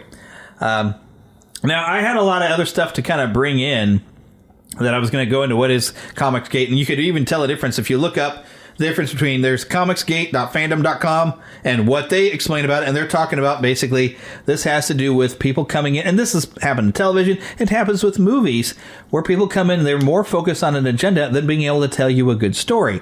And one thing, Gene Roddenberry did a lot of things to change the world with Star Trek. He sure did. But he didn't tell you needed something or something needed to change. He showed you a world where things were a little bit better, and you could see it. Uhura is a great example of a character. Yeah. They didn't make a big deal that, look, we have a black woman, and she's a communications officer on the bridge of a starship. Yep. And look, on this starship, we have Sulu, we have a Russian, we have people from all over the world exploring space together. They didn't make a big deal of it. They just did it, and it was awesome. It shows the world coming together. Mm-hmm. You didn't have to talk about it. He just did something. But nowadays, they have so much agenda, and they want to preach it that they don't show us a better world. They tell us this is the only way you're ever going to get a better world, whether or not they're right about it or not. Yeah. And that's kind of the problems. But when you look at different versions, like Wikipedia's version of Comicsgate calls them a crazy conspiracy right-wing group. Huh. It's like, no, that's not the case at all. This is people who are just saying, like, look, we used to have writers that showed us a better way. Like Superman just showed us a better way. And you realize, though... And now they're preaching at us with agendas. And you realize that Wikipedia is just a fan who writes something. Yeah. It's not necessarily... And they pulled from articles that had a bias. Yeah. Because all they need is an article somewhere. And so that's what I'm saying. It's like, that's just how it is, folks. I mean, I didn't know that for a long time. And I was like... Then I suddenly realized that it's written by so-and-so. And you're like, so-and-so? Well, that could be anyone. That could be me. Yeah. But I want to get the show moving and get back to a fun direction. So, Sure. Mama, another gator got in the house. Another gator? Give me that shovel. Come here. Get him, Mom. Get that gator. The Neverland Trailer Park. Now, you make me nervous. Okay, Philip is kind of acting out with the pain being inflicted on Randy in that, but he's got actual problems with his head and pains that when he flinches like that, I worried for a second that he was having an actual pain. Don't do that. That was funny. That's not funny. Well, what y'all can't see is I have this bump in my head. Yeah, from the... Well, we've talked about it before. Yes. That you have your implants to try to stop your seizures. Yeah, and stuff. And it's called a port, but it sticks up, and I was grabbing a hold of it like I was really getting hit in the head with the shovel one. That's not cool, dude. Not cool. He thought I was having a seizure or something, and I thought you might have been having a pain. Oh, that's great. That's anyways, great. First trailer. Here we go. Gobo, huh? I want to show you something. Behold! Kind of looks like a hole, but I'm going to assume it's more than that based on the way you set it up.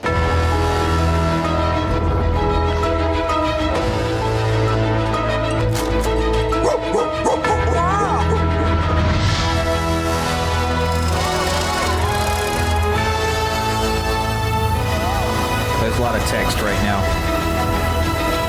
Hold on to your Belubiuses, because I know exactly where we should go. Tell us in song. I thought you'd never ask. Okay, it's a party down in Fraggle Rock today.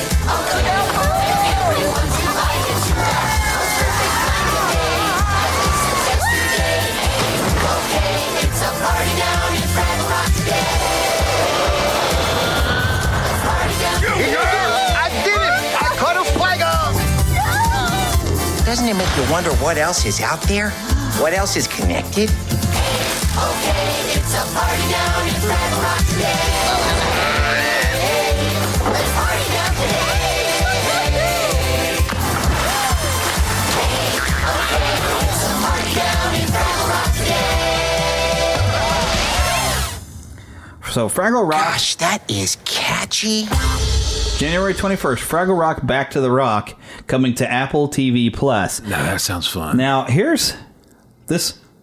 This could be good, but this could be. Sometimes you bring something back, they don't do it quite right. Now, here's what makes me nervous of how people are reacting.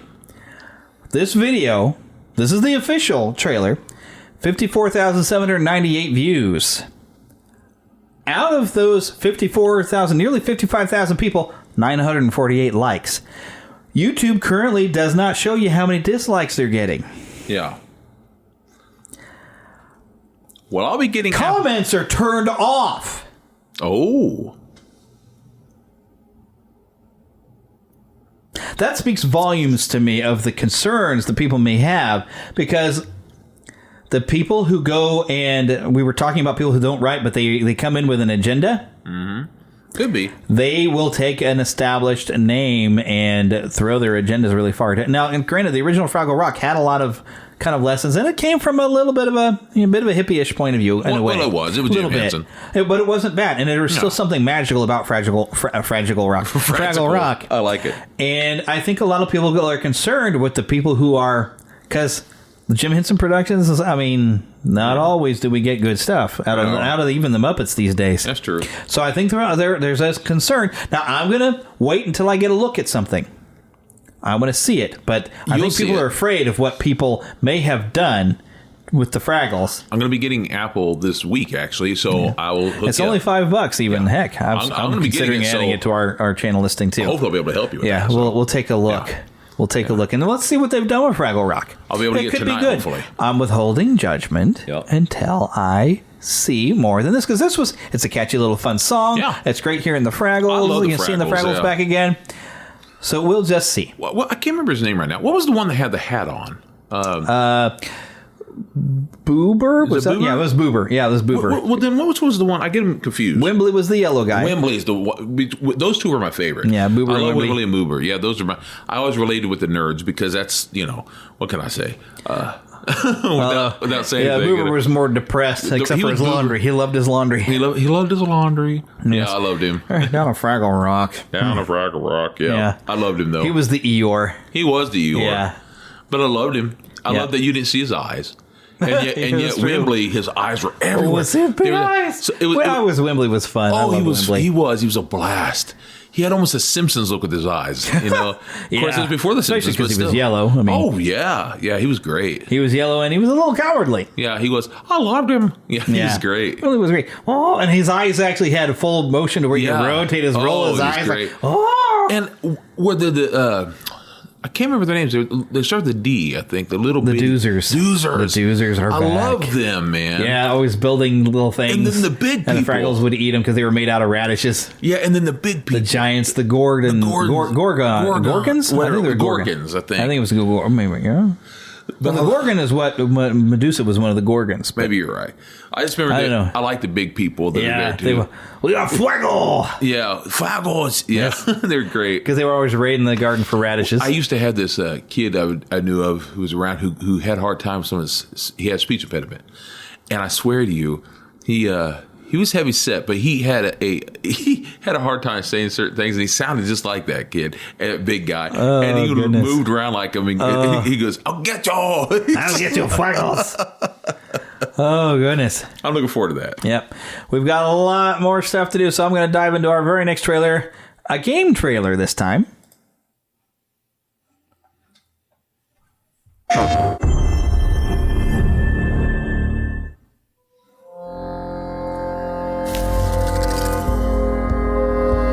think there's some dialogue in this. I forgot. At the the eastern edge of the Sundom, the Oseram stake their claims on the frontier.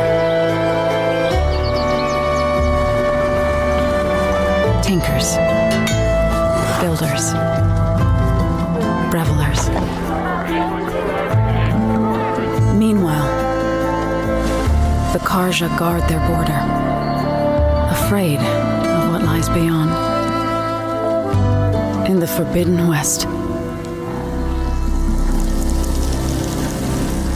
In Plainsong, a red blight consumes the fields, threatening to destroy the cycle of life and rebirth.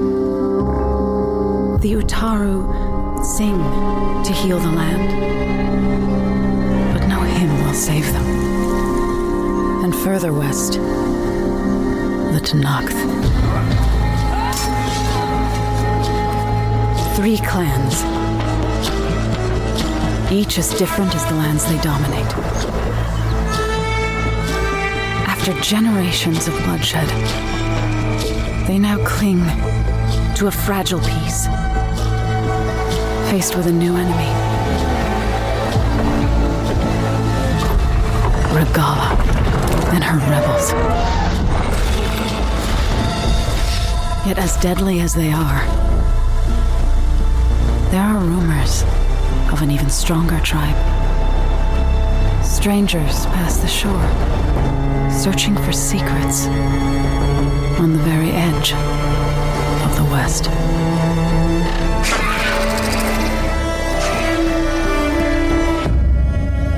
Horizon 2, Forbidden West. Coming exclusively to the PlayStation 5. I think PS4 is probably going to get a version. Probably. This is the sequel to Horizon Zero Dawn.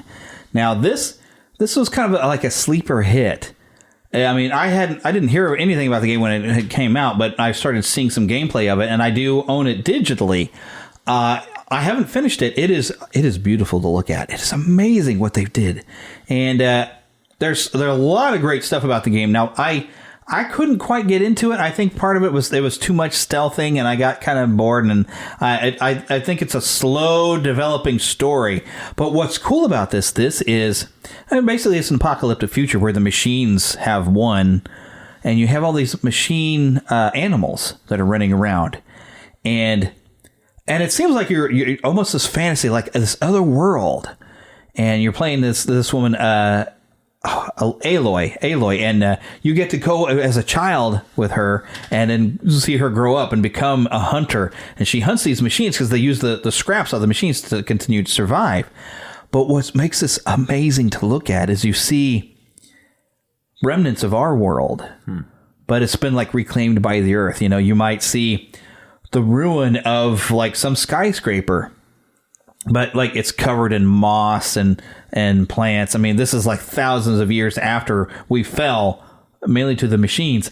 But what is cool is like one of the first things you do in Horizon Zero Dawn is, as a child, you're playing Aloy and she gets lost in this building, and you can find little bits of old technology, which everybody kind of fears technology because technology crushed humans, but everybody's forgotten what the world had been like during our time or anything like that. But she finds all these different like data recordings and finds audio recordings of what was happening at the end of our world. And it's been, thousands of years since then, and you've got a completely tribal and a whole new different world. But just looking around at the world, it is beautiful and it's amazing because it's like a natural world, but yet you see the remnants of cities underneath this world. I mean, are you trying to say it's the end of the world as you know it, but you feel fine? But I feel fine. That's good. Yeah.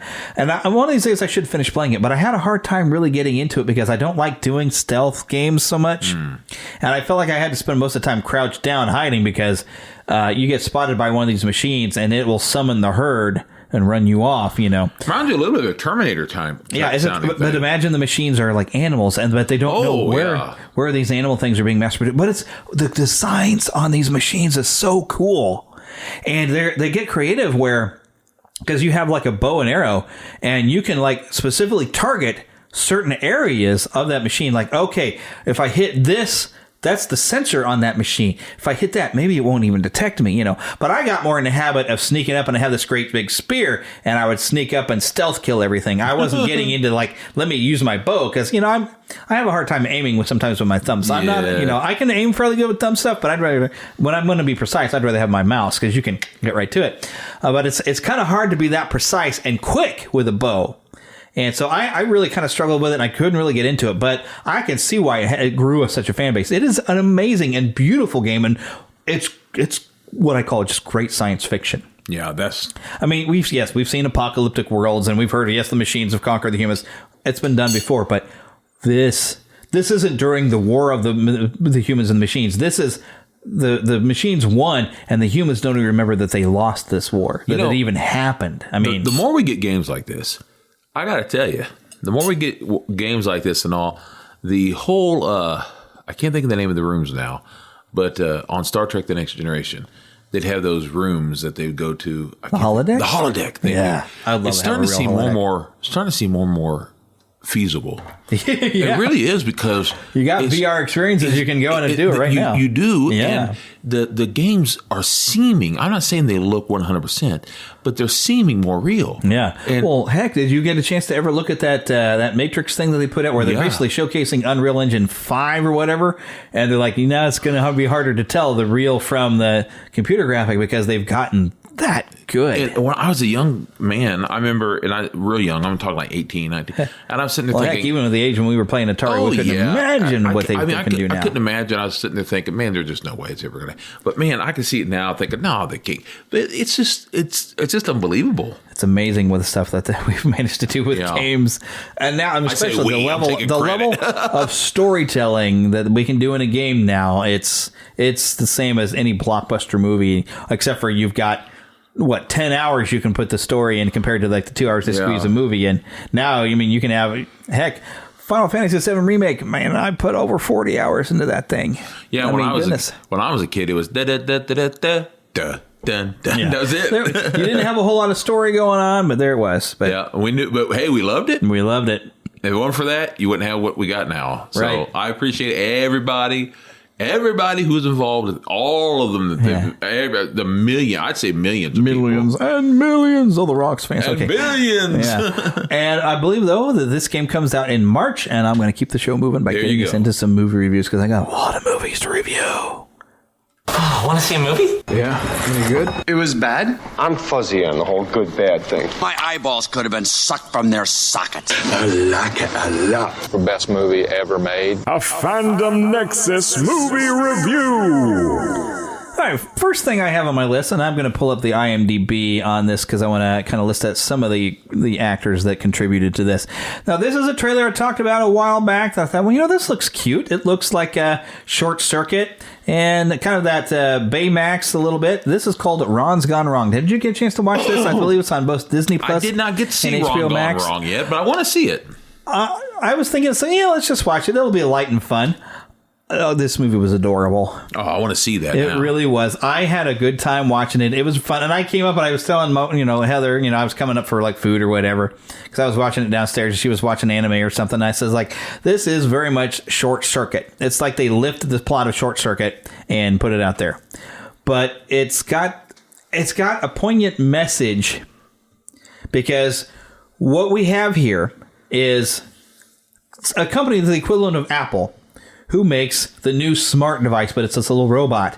This little robot is designed to know everything about you and then use that information to help you make friends. But you're only going to make friends with people it tells you that you're compatible with. Huh. And it's not because you met that person at all in real life. It's because the robot says, oh, you're going to be friends with that person through your robot. Now, at the same time, one of the head people of this company is like, we're getting all of this information about you so we can sell you things. Sounds familiar, doesn't it? Yeah, very much so. But it's basically showcasing, hey, this seems like some crazy futuristic science fiction because we all have these little robots, but this is happening now. And it kind of points out, because Ron, the little robot, has been damaged. He's got a short circuit, and he's got a mind of his own, and he doesn't have any of the functionality that he's supposed to have. And he teaches us, all the people in there, how to make real friends. Because there's even a couple of people They were actually apparently were friends when they were little kids, and now they're in middle school. Their robot says, "Oh, no, you're not a compatible match. You can't be friends with them." But when they get around and pass the robots, "Oh, hey, we used to play together all the time. What do you do now?" "Oh, well, I'm all into science." "Well, I'm not, but hey, we can still be friends, can't we?" And it showcases that human connection and what real friendship is.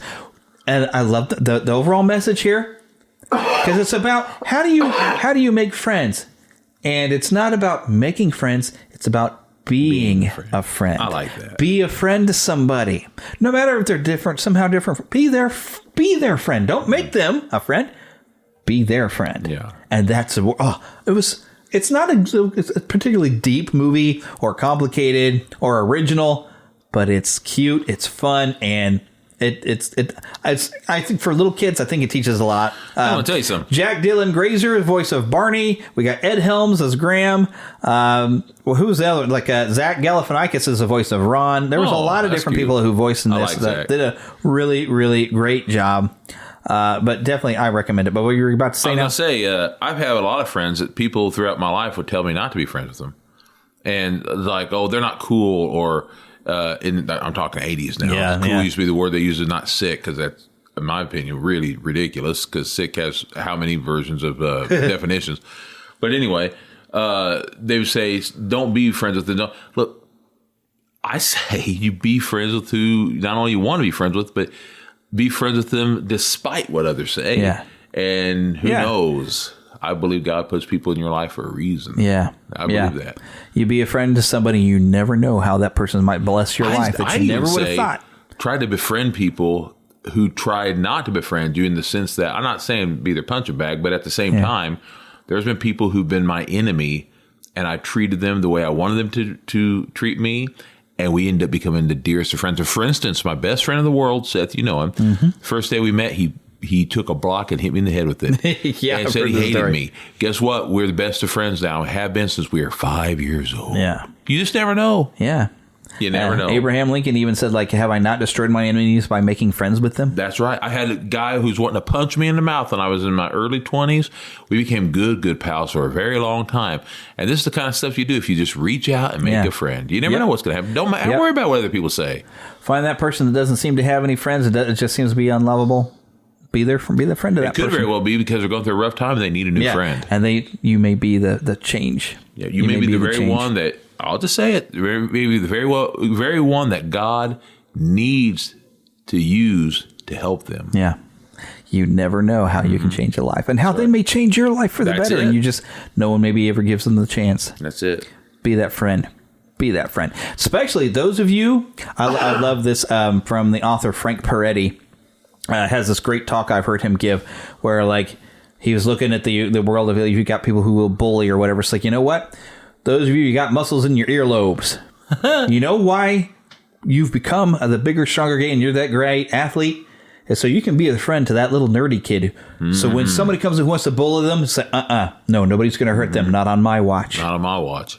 You be that friend to that person, and you can be that protector, and you'll gain the most loyal friend ever. It's like, hey, this is a person who's got my back, who stuck by me when nobody else would. When these people want to hurt me, this is a person who says, no, not on my watch. I'm not going to allow it, brother. Because that's what Superman would do. Amen. That's right. The theme of the show today is Superman. That's right. It's become the theme. There's so much we learn, but I love that. It's like, you know what? Be that guardian on the hill that says, nope, these guys are now my friends. Those people that you hate just because they're different or whatever, I'm their friend, and I'm going to make sure you don't hurt them. That's right. I won't let you. And remember, in the movie Superman the movie, what's your name? Who am I? A friend. A friend. That's right. Yep. Speaking to the not so friendly superheroes, though, moving on to the next movie. And this is been an old, long time coming movie, but I did some rental stuff, and so I've had 3 movies that I got to watch this week. The first one being Venom, which is stupid monster fun. Pretty much it. I mean, it's a monster movie. That's down to the bare bones of it. It is a monster movie, and I actually had a lot of fun watching it. You know, it does borrow a lot of great stuff from the comics. You have the Life Foundation making an appearance in this movie. But it's not particularly deep, but I had a good time. And I haven't paid a lot of attention to Venom since I think the last comics I got was like the early 2000s, where the Venom symbiote kind of went off on his own a bit. But I haven't really paid attention too much since then. But I actually had a good time watching this movie and even learned of a character called Riot, who was like the main villain. Which Riot, let's see. I looked up where he had come from. There's a lot of different stuff, but Riot is like one of the spin-off symbiotes that came from Venom. First appeared in 1993 in Venom Lethal Protector number 4. He was unnamed, and then Carnage USA number 2, January 2012 is where he first appeared as Riot. But yeah, I didn't really get into a lot of the spin-off symbiotes at the time. Back in the 90s, they started really breaking off and having all these different symbiotes. They had the separation anxiety and all this other stuff. It started getting a little over the top where they had so many different symbiotes I couldn't keep up. One of them symbiotes was Carnage, and of course we'll get into that. But yeah, so I watched Venom this week and I actually enjoyed it, had a good time. It's like I said, it's stupid, kind of mindless monster movie fun. This is actually something I would recommend. I think, if I watch it again, I might watch it next October for like a Halloween movie because it was a monster movie. It really was. So, but it did have some humor to it and everything, because Venom, the symbiote himself, is kind of funny. One thing I did find odd is basically the phrase "we are Venom." It basically implies the symbiote and Eddie Brock together are Venom. The symbiote is an alien, and the name Venom isn't something the symbiote had on its own, I don't believe. From what I recall in the 90s, it was something together they were Venom because they were poisoned to Spider-Man, which later, that their whole relationship with Spider-Man has kind of changed throughout the years. But then also, I went ahead and I watched the sequel that was this October's Let There Be Carnage. Now, Carnage is one of my favorite villains ever since, I got to share some great memories. I remember I don't even remember what movie I saw, but you remember there was the movie theater there behind Best Buy over here, kind of near Metro North. There was, it was like a Dickinson. This is where we went to go see Batman Returns when they re-released the Star Wars movies. That's the movie theater I went to. Remember that theater? I don't remember what movie I went to. I was kind of going by myself to a movie, and I went over. There used to be that little grocery store kind of in the strip mall, kind of near Toys R Us. I went in there, and they had comics, and that's where I first found the first few issues of the series Maximum Carnage, which I had not heard of Carnage up to this point, but it was Spider-Man comics. I wanted to buy them, and it turned out to be a 14-part series. And I have eventually managed to collect the entire Maximum Carnage series, but this is also what introduced me to the character of Shriek. You get the Demogoblin in there, and you get the Spider Doppelganger in there that came from this other dimension. And this Maximum Carnage was like Spider-Man and Venom having to team up again with Black Cat and Michael Morbius, which now is getting his own movie. Who else did they team with? Deathlock, Cloak and Dagger. This was tons of folks. There was tons of folks, and I wasn't familiar with a lot of the greater Marvel universe, so I was getting all these little minor characters. Captain America and others making appearances. Captain America making appearances later. Yeah, so there's all these different Harrys that pop up. They made a game, if I'm not mistaken. Yeah, that's why I'm still getting there. But I collected the entire comic series. But yes, you are correct, sir. After the comic series, I remember they were making a video game. Now, LGN is sometimes spotty with what they buy up a lot of intellectual property and make games off of it, and they're not always good. But they got the rights to Spider-Man at one point and had been making Spider-Man games. They even made a Sinister Six game, but they got around to making a Maximum Carnage game. And I remember I had reserved this. I was working at Montgomery Ward at the time, and they had I think it was a game. Yeah, it was a GameStop, or what became a GameStop eventually. Right there, kind of near where Montgomery Ward. If you come down a little bit, and there was the GameStop. I had put in a reservation for that game, and it kept getting delayed and delayed and delayed. But I did manage to get the special edition red cartridge, where I also, because I pre-ordered it, I got a cassette tape. Because the music was done by, it looks like Green Jelly, but with the 2 dots, it's supposed to be Green Jello. They were famous for the song, Little Pig, Little Pig, let me in. I love that song. I'm a chinny chin chin. But they had done, and I got a cassette tape of the song Carnage Rules. It was written all from the perspective of Carnage. I remember playing that game. Yeah. point somewhere, I probably still have that little cassette tape. That might be worth money now. Who knows?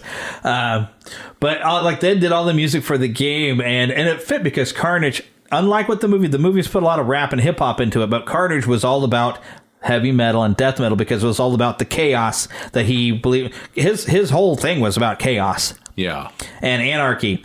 He didn't like to plan what he was doing because there is no plan. And because even Doppelganger says we need to plan what our next move is. Or not Doppelganger, but Demogoblin's like, we need to plan our next move. And it's like, don't you get it, fool? There is no plan. We just do what we want. And what he wanted to do was rampage through New York City, killing everyone he could. And the weird thing is, Shriek could amplify the madness of Carnage and infect the people. And wasn't nearby. Shriek the girl? Yeah, she was the girl amongst it. Now, the cool thing, on Let There Be Carnage. Oh, and I meant to bring this up.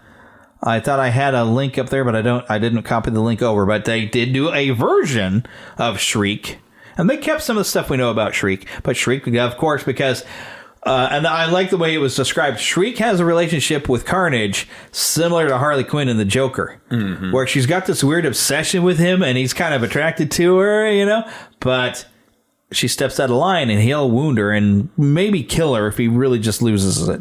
Yeah, he might. Well, he's a killer. I mean, yeah, but yet she could be greatest weakness because she has sound power, sound wave. Now in the movie, they gave her more like Banshee's powers, or what's the DC?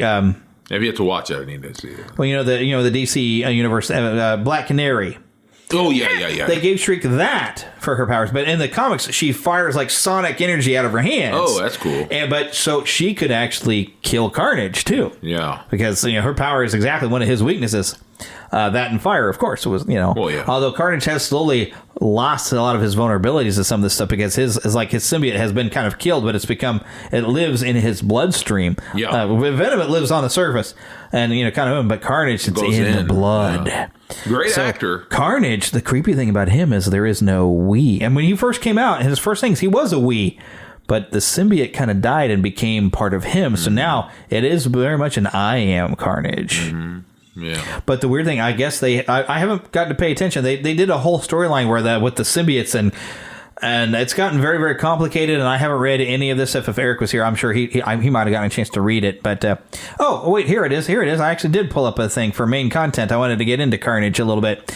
They've made him a very more complex character in recent years. Let me see if I can loss and restoration of the Carnage symbiote, because at one point they did manage to separate and killed Cletus Cassidy, but Cletus Cassidy was brought back, and there was a Carnage USA storyline, a Minimum Carnage, Superior Carnage, Deadpool versus Carnage, and there was just a couple years ago they did this entire hive mind thing where Carnage is more of a symbiote thing and more of a dangerous leader of symbiotes than ever expected, and he's almost got Death God-like powers. He is a horrible, scary thing, even worse than he had been before. I don't know that I really have time to get into all the different stuff. I mean, there's an entire history here on the Marvel.fandom that we've been at this for a long time, and I don't want to get in too much of it. But he's a very nasty character, and unfortunately, when they put him in the Spider-Man animated series, they couldn't make him the way he is. No. So they did this thing where he was actually working to bring Dormammu into the world by draining life with his tentacles instead of butchering people. I mean, this is, Jason and Freddy pushovers. Yeah. They're nothing compared to Carnage and what he can do and the bloodshed he's capable of. So he was one of the scariest villains I think that Spider-Man has ever had. And and they reflected this in the Venom movie. This is one of the things when they were doing it, I think I even mentioned it on the show, Venom has never been able to beat Carnage on his own. He always had to team up with Spider-Man, but yet they took Spider-Man out of the equation. And in that movie, I tell you what, Venom gets his butt trounced several times before they find a way to finally stop Carnage. But and once again, this is another movie that's not. It's the same as a Venom movie, as I was saying. It's brainless, mindless, monster fun. But it's fun, yeah. But it's fun. It's kind of like a Godzilla in that sense. But it's just a crazy monster movie. But I actually had fun watching both of it, and this was even a little funnier. And there's a goofy relationship between the Venom symbiote and Eddie Brock, where they kind of split up for a while as they have a weird bromance that doesn't always work. And it added some humor and some fun to the movie. But yeah, I found where I did pull up an article on Shriek, real name being Frances. No, she was known as Sandra Deal when she first showed up, but she was kind of a villain for Cloak and Dagger. But my first introduction, she was already locked in Ravencroft when I like in this movie they did a very similar opening to Maximum Carnage, where they're about to execute him and they try to give him a lethal injection, but poking a needle into them veins, and Cletus Cassidy's telling him, "I'm warning you, there's a monster in there." And as soon as they puncture and opened up the vein, that symbiote comes out of his blood, and he rips through everybody. And I love the way the Maximum Carnage video game did kind of replicate some of these frames. They brought some pictures from the comics and some of the comic story directly into the game. But he's like, you know what? I told you I'd go easy on you. I lied. Yeah. But that's where he meets Shriek, because Shriek is actually cheering for "Make mine mayhem, go Carnage." And he's like, what kind of nut would egg me on? And that's where he first meets Shriek and lets her loose and stuff. But her occupation, of course, is a former drug dealer turned super villainous with sound manipulation powers. Her hobby is spending time with Carnage. Goal is to kill Spider-Man and Venom. And, of course, crimes of mass murder. She's mentally ill villainous. Now, how did she get her powers? I think it was something weird with the drugs, perhaps. I've never really seen exactly how she's supposed to have gotten these powers. I don't know. At one point I thought maybe she's supposed to be a mutant, because it didn't seem like I ever really got much explanation. Oh, no. Oh, yep, here it is. She eventually ended up with Cloak's Dark Dimension, which awakened her mutant ability to manipulate sound. So yeah, she got sucked into Cloak's Dark Dimension and then unlocked a mutant ability. I do have a second storyline with her where one of the villains they brought along, Carrion. Carrion is this poor guy who has this weird viral power disease that he loses control of his brain, but his touch is you'll just rot. It'll just kill you by his own touch. But the guy who is Carrion, of course, he's like a man, but he loses all control of himself and he turns into Carrion. And this the one story called Shrieking. Shriek is looking to put her family back together that she had with Carnage, and she finds I forgot the character's name, the guy, but he's gotten cured of being Carrion, and he's so happy. He's like, I'm free. I don't hurt anybody.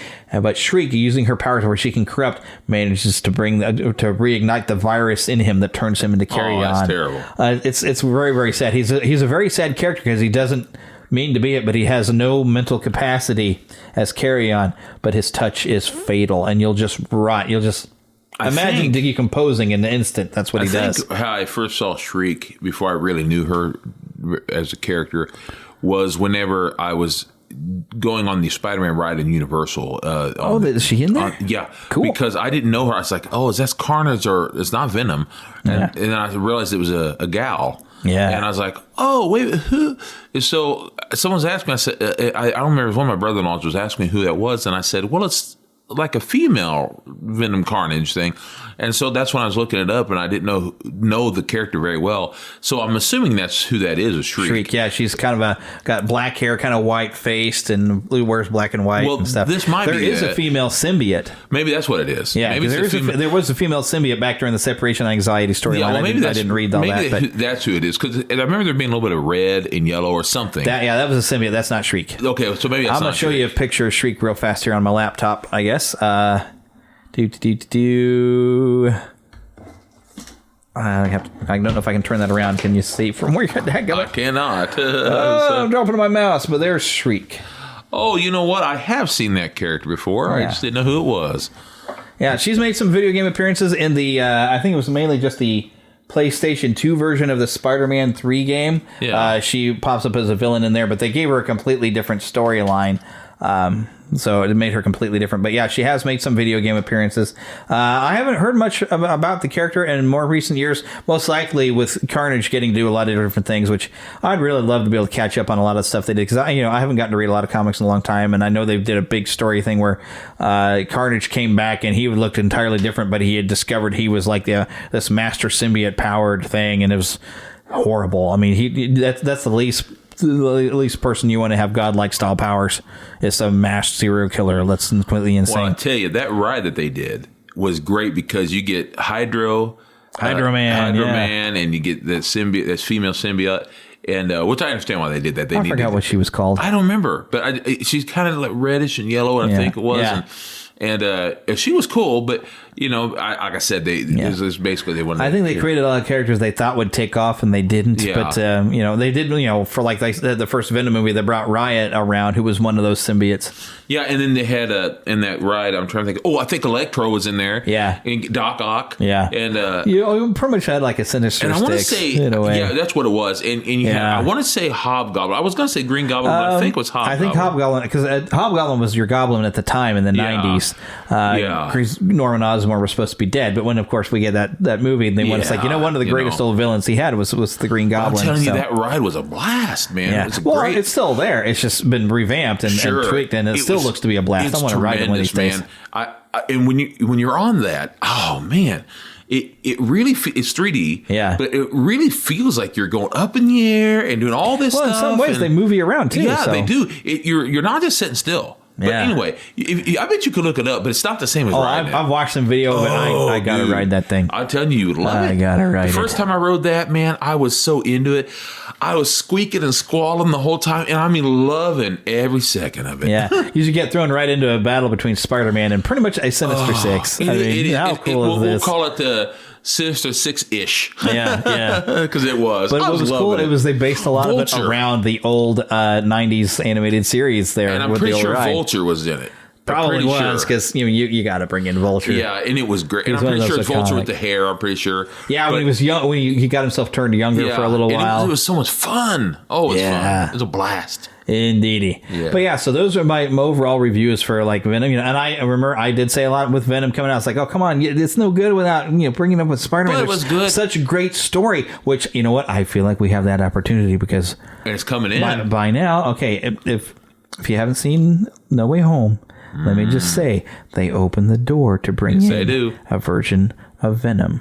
Yes, that we might get a proper. I mean, I kind of like what they've done with him. I mean, they have managed to get an Eddie Brock that kind of fits, and I did like that he was a reporter and he was like a well-known reporter, but he then has one. Now, granted, in the comics, Peter Parker exposed him for putting out a false story that he couldn't back up, and he didn't have any sources, and he blamed Peter Parker for losing everything. And they did in Venom. I liked that he had a story that he could not reveal his sources because he kind of didn't obtain them properly or legally, so he couldn't really say how he got his sources. But he was in the movie, he's right about what he was saying. He just didn't have the backup stuff, and so he does lose everything. So I'm glad that they kept that similar to Eddie Brock, but they don't have it as a revenge thing against Peter Parker and Spider-Man.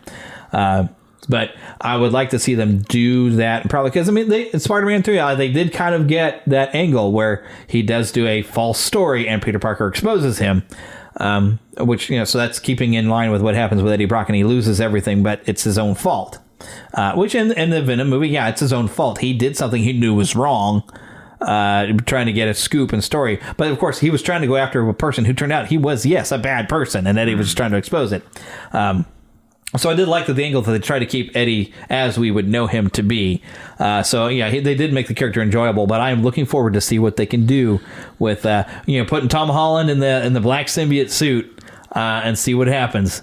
I'm looking forward to see what they do, and then giving a good. Yeah, we got that door open. We got that door open, and I'd even be happy to see Woody Harrelson come back as Carnage. I mean, he's 70-something years old now. But he's great, man. Oh, he was Woody Harrelson, brother. Oh, yeah, he's great. Him as Cletus Cassidy was just perfect because he was just that perfect level of creepy of Cletus Cassidy. Mm-hmm. Oh, I gotta see it. I still see it. I wish you would have gotten a chance to hop on there before my rental expired. But well, it's all right. It was definitely worth a watch. hopefully coming soon, they'll either have a 2-pack or I'll buy them both. So I think you can buy it as a bundle or right on Vudu and buy it digitally. That'd be fine. But what I would like to have heard is the ending credits. I was like, please, in the ending credits, let me hear it. Nope. No such luck. No green jello in there. It's, Winx Carnage, because like the Venom, we had Eminem, and it's like, why is it rap hip hop? That doesn't feel like Venom, and it's certainly not Carnage. But that's okay. We got what we got. And actually, I do like these would be great October Halloween movies because they're monster movies. Mm-hmm. They're definitely monster movies because people's heads being bitten off and stuff. Come on. Yeah. It's Venom, and I've never get to see Venom actually eat brains, but he always wanted to. And in this movie, you kind of get that, and I love the Venom. Can I eat him? It's such fun. And the fun thing about the Let There Be Carnage, that one was directed by Andy Serkis. Now, I have no idea if he's directed anything before, but he did a good job. And Andy Serkis, I just love him anyway. So You mean Alfred? Yeah, he's playing Alfred in the new Batman. We'll see. Because that's probably the best thing they got going, in my opinion. Because Andy Serkis, everything he does is great. Mm-hmm. I mean, golly, the guy is just tremendous. But we better wrap this thing up. This is a super long show. That's what we do anymore. We do super long shows, and I only get like 1 or 2 out a month. That's what we do. But of course, I want to remind you all to go to neverlandpodcast.com, where you can find links to our Patreon page. And you know what? This show doesn't hardly happen really without you. This cost me money to bring this to you. I love bringing it to you. But if you want to jump in, if you appreciate what we do and you have fun with us, consider giving it, even just $1 a month would be great. Just a little bit of help is great. And also check out our sponsor right there on the middle of my page, My Podcast Reviews. If you click on the link there in the page, I get a little kickback if you go and sign up. If you happen to be a podcaster, you want to see your reviews from around the world from sources that you don't get to be shown all the time.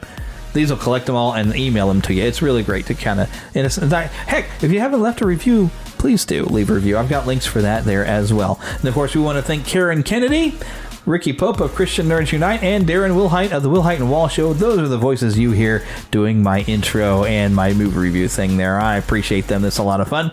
Remember to send us an email, podcast@neverlandpodcast.com. Find us on Twitter at NeverlandPcast, Facebook, Neverland Podcast. You can find both a group and a fan page. And of course, you can always leave us a voicemail, 816-226-6492. And remember to get lost. I'm delaying it just because Phil's waiting on bated breath. An adventure!